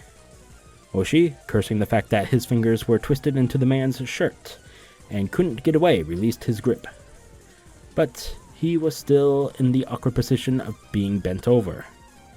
And to top it off, at 0 range, the man was able to read Oishi's movements completely, and he tried to squirm his way into a better position. And then took the palms of his hands and swiftly clapped them over both of Oishi's ears. Ah! That's... God damn! Clapping the ears in any other martial art except for self-defense was basically forbidden. You son of a bitch. Karate and judo didn't recognize it as a legal technique. It was that much of a simple and dangerous attack. Oishi raised both his hands as he tried to reflexively clutch at his own ears. But before that could happen, the man wrapped his arms around Oishi's neck. His thick biceps clenched firmly around the base of Oishi's neck like a vice. What the fuck? Why is it like red tinted? What the fuck? Oishi instinctively, thought he was going to be killed. After all, it wasn't hard to believe that a man like this, who was accustomed to fighting, could crush his opponent's neck from this position. Why is it getting redder? What the fuck? Oh, is he like losing like oxygen or something, and that's why it's getting all red or something? I don't know. But his opponent didn't do that. He had chosen to keep his hold and force Oishi to lose consciousness. Yeah, that's okay. That's why Oishi, at that moment, even though his face was twitching, was grinning widely. Even though his opponent had a chance to kill him, he didn't choose to. He was thinking, this guy has no intention of killing me. Oh, goddamn. However, even though that might be the case, the man's hold on his neck was by no means gentle. In no time at all, Oishi's consciousness began to fade. Having the experience of being taken down countless times in judo during his student days, Oishi was utterly resigned to the fact that it was over. Dun dun dun dun. Oh shit, we get the... That is a small ass motherfucking shed. Are you fucking kidding me? They couldn't like draw it to make it better or something. Like, that's so fucking small. Come on. Anyway, Akasaka was finally recovering from the intense pain of being kicked in a rather sensitive area. Awesome. Why are those two always going for the family jewels, man? Not cool, man. He had bumped into the captor carrying the boy by the back entrance. He had seen Toshiki Nugai's picture plenty of times, but wasn't able to immediately ascertain if the boy in front of him was the real deal, with his mouth covered in packing tape. When did that happen? When the fuck had he had the time to fucking put tape over the boy's mouth? Like, what the fuck? Also, with his limited experience, it wasn't hard for him to panic over how to deal with the situation. Of course, the perpetrator didn't overlook this momentary lapse. His kick landed squarely in the critical spot, with Akasaka not even having time to call for help. As the man flung the boy over his shoulder, he headed towards the front of the shed. But upon hearing Oishi's bellowing voice, he gave up on going that direction. He then dashed off towards the forest, as if the weight of the boy slung over his shoulder wasn't even there. Akasaka was lost for a moment. Meeting up with Oishi, who was fighting with the enemy, was by far the safer option, but he couldn't just lose sight of the fleeing man. Duh. Akasaka stood up and chased after the captor's back. Duh. He ran through a short thicket, branches and fallen leaves crunching underfoot. The tips of branches ricked and clawed at him, small scratches inscribing themselves on his body one after another. He kept on stepping into puddles and mud, and his shoes were soon filled with murky water. For Akasaka, traveling through this unexplored forest was, even though this was an emergency situation, extremely unpleasant. Oh god, I needed a break. And of course we're back to reading. Fuck. As he said that, he regretted it immediately, as it was but a waste of breath. No shit. There wasn't a thief in the world that would politely stop when told by the police. Has that ever fucking happened? Like seriously, has that ever fucking happened? Jesus. To a city boy like Akasaka, running through the forest was an what the fuck is, how do you pronounce that? Arduous task. However, it must have been no easy task either for the man carrying this minister's grandson. Well, you just said it was... You know what? Fuck it. He neither gained nor lost ground in his pursuit. Akasaka, upon realizing that, gained back a bit of composure. Just keep on chasing him. We are running in the same conditions. In fact, the man running with an awkward stride was at far more of a disadvantage. They couldn't run forever. Eventually, he'd definitely trip and fall. Or, you might do that. Just saying. As long as he was being hounded, he would definitely stumble. And soon, his wish was fulfilled. The man who had stepped in something and lost his balance was no longer able to bear the weight of the boy, dropping him. Akasaka. See, his name is like a little bit difficult, I'm not gonna lie. Jesus Christ. So many A's, damn. In all honesty, didn't care about the perpetrator at all. Just as long as he could ensure the safety of Toshiki Anugai. So if the perpetrator ran off by himself, it was perfectly acceptable. But it seemed that Toshiki Anugai was important to the man as well, and didn't choose to just run away empty-handed. Akasaka didn't know what to do in this kind of situation. His first priority should probably be to ensure the safety of the boy, subduing his captor being less important.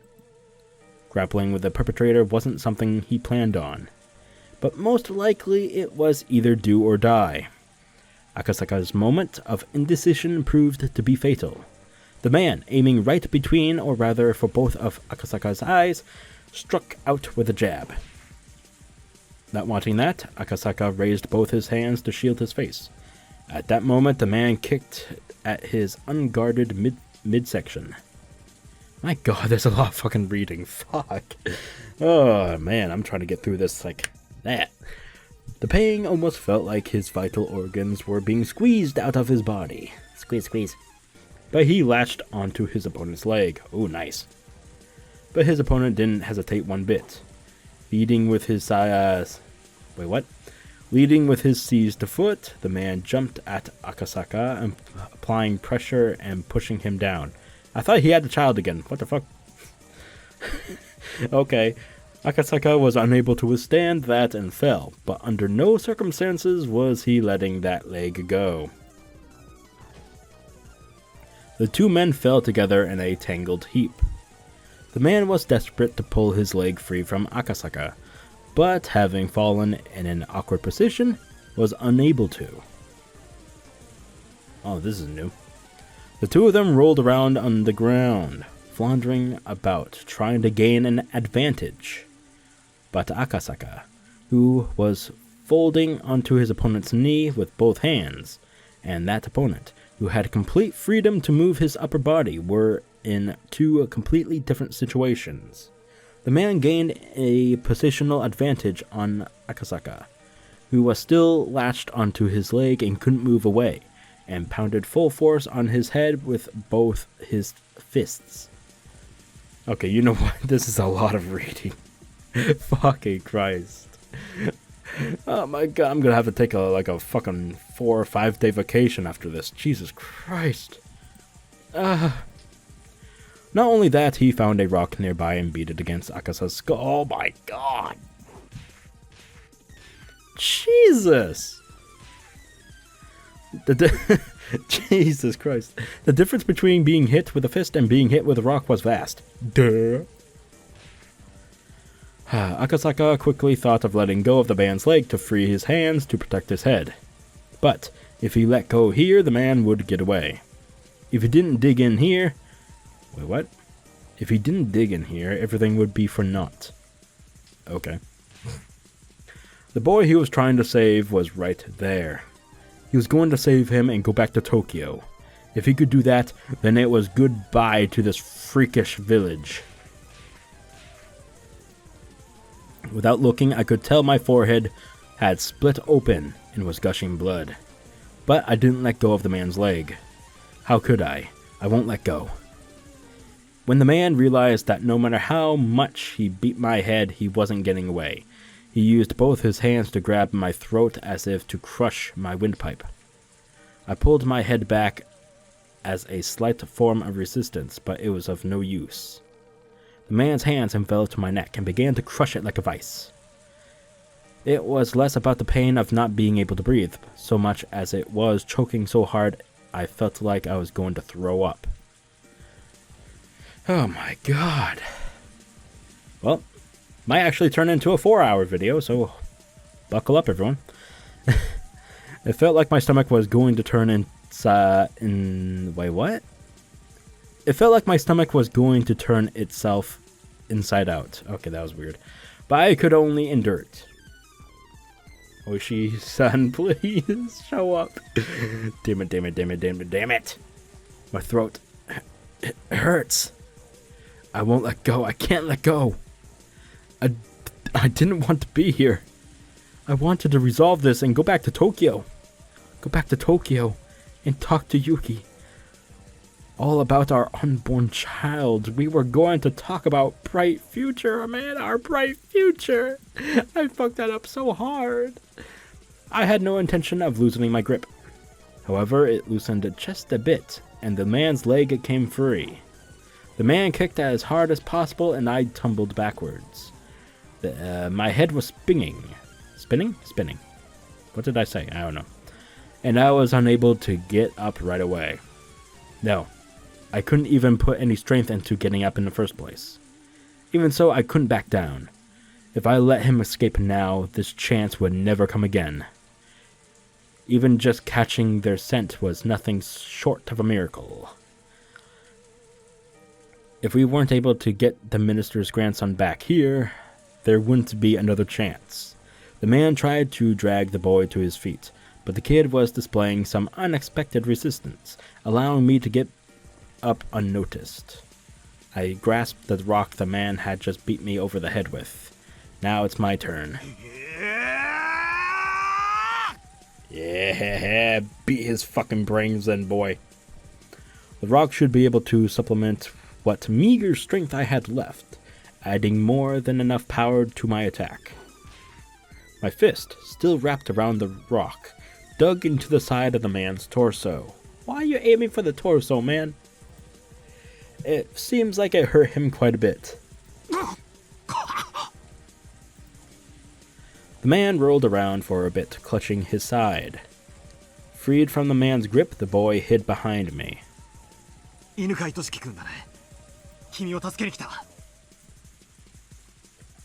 To the boy, those were the words he was waiting for the most. But the crisis was still not over. That was because, even though he was still clutching at his side, the man had gotten up again and had taken a fighting stance. I could see in the man's eyes the resentment at the pain I had caused him, and the confidence that he could still beat me. If we were to clash head on again, he might not even stop if my head were split open.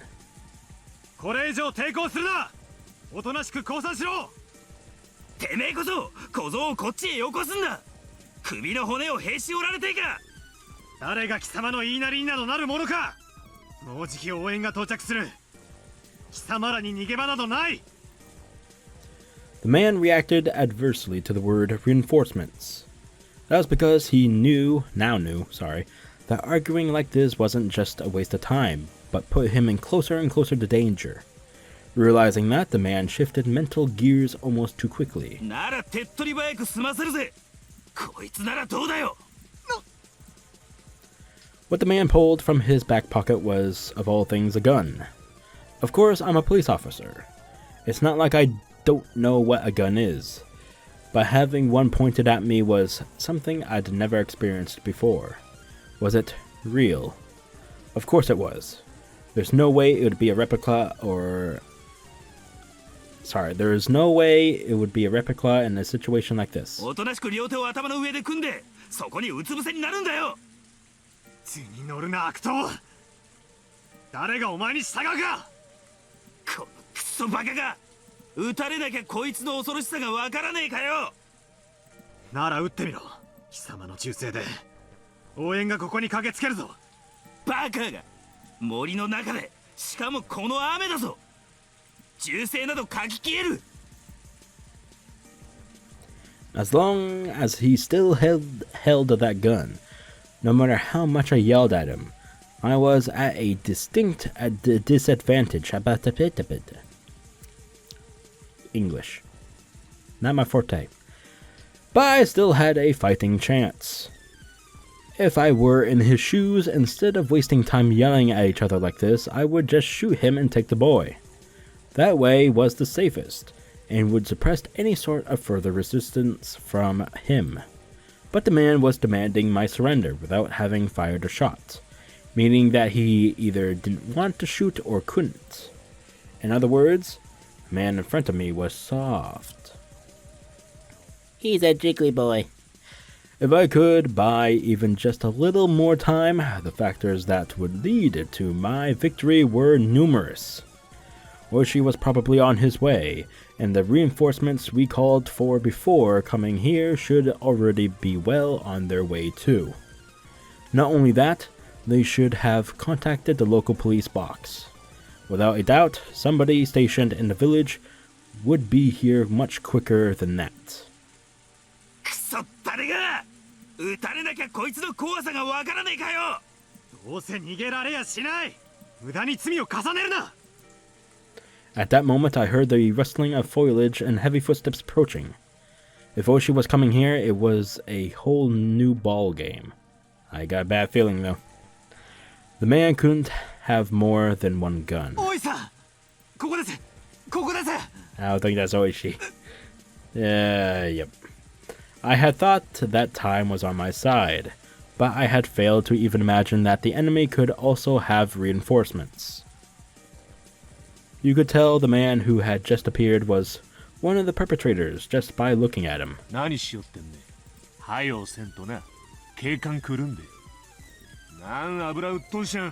God damn it. くそ、大石さんはどうしたってんだ。ああ、あんの樽男かいね。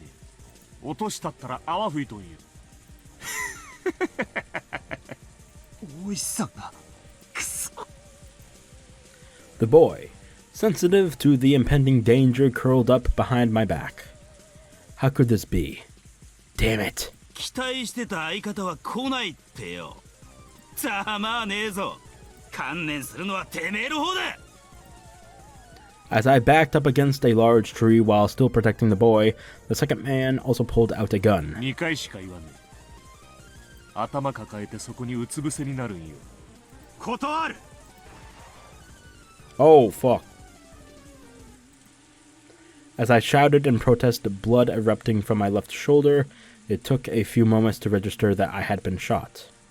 Compared to the ones from in movies and TV dramas, the first actual gunshot I heard was simple and mundane.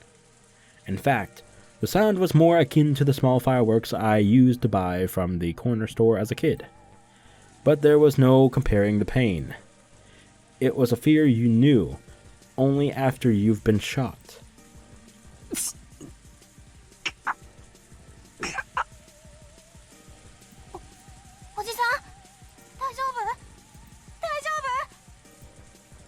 The boy, in his confusion, tugged at my clothes, agitating the wound even further.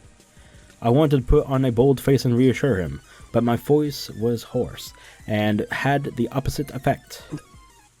大丈夫。すでに応援は要請してあるんだ。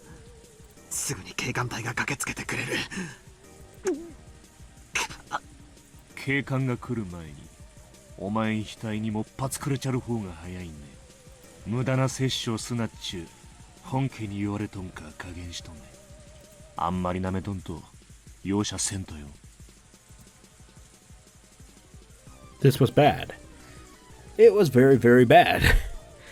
The second man was a completely different beast than the first.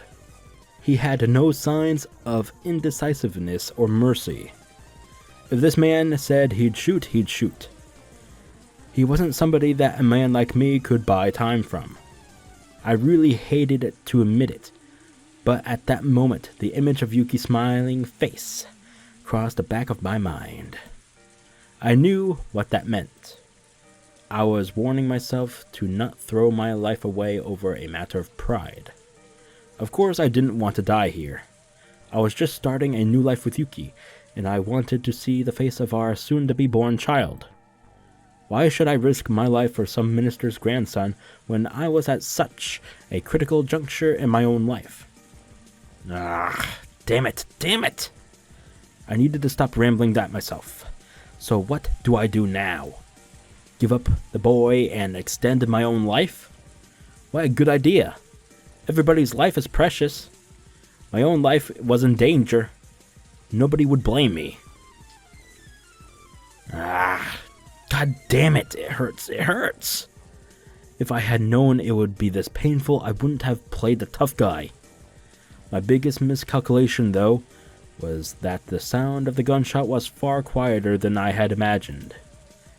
If it was only that loud, it would be drowned out by the rain in the forest. It wasn't something that somebody far away could hear. Whoa, wait, what? Oh my god, this is the first fucking time there's ever been a fucking... Whoa. Oh my god. Oh shit. This is the first fucking time there's ever been a choice. What? What? Holy shitbags, man. Okay, I gotta say, duh. Oh my god. How far? Oh my god. I don't know which one's which. Oh no. Plead for my life. That seems dickish.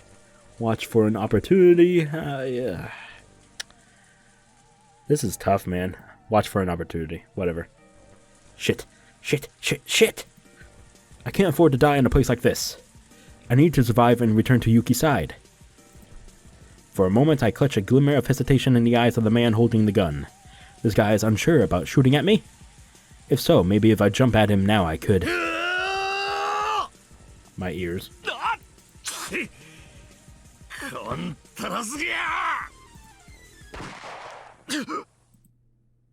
In a flash, everything before me grows dark, as my consciousness leaves me behind.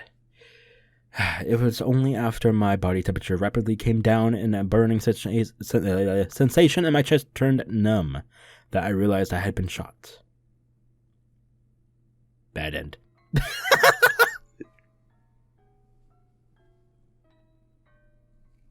I literally said bad end a second before that popped up. Holy fuck. Okay, well. Oh shit, that's hilarious. All right. Well, you know what? I think I'm actually going to go ahead and leave it right fucking here for now. We will continue with the correct path next episode. Holy shit.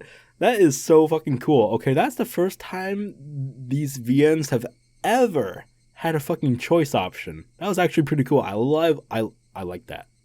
All right, VNs, visual novels, always should have a choice.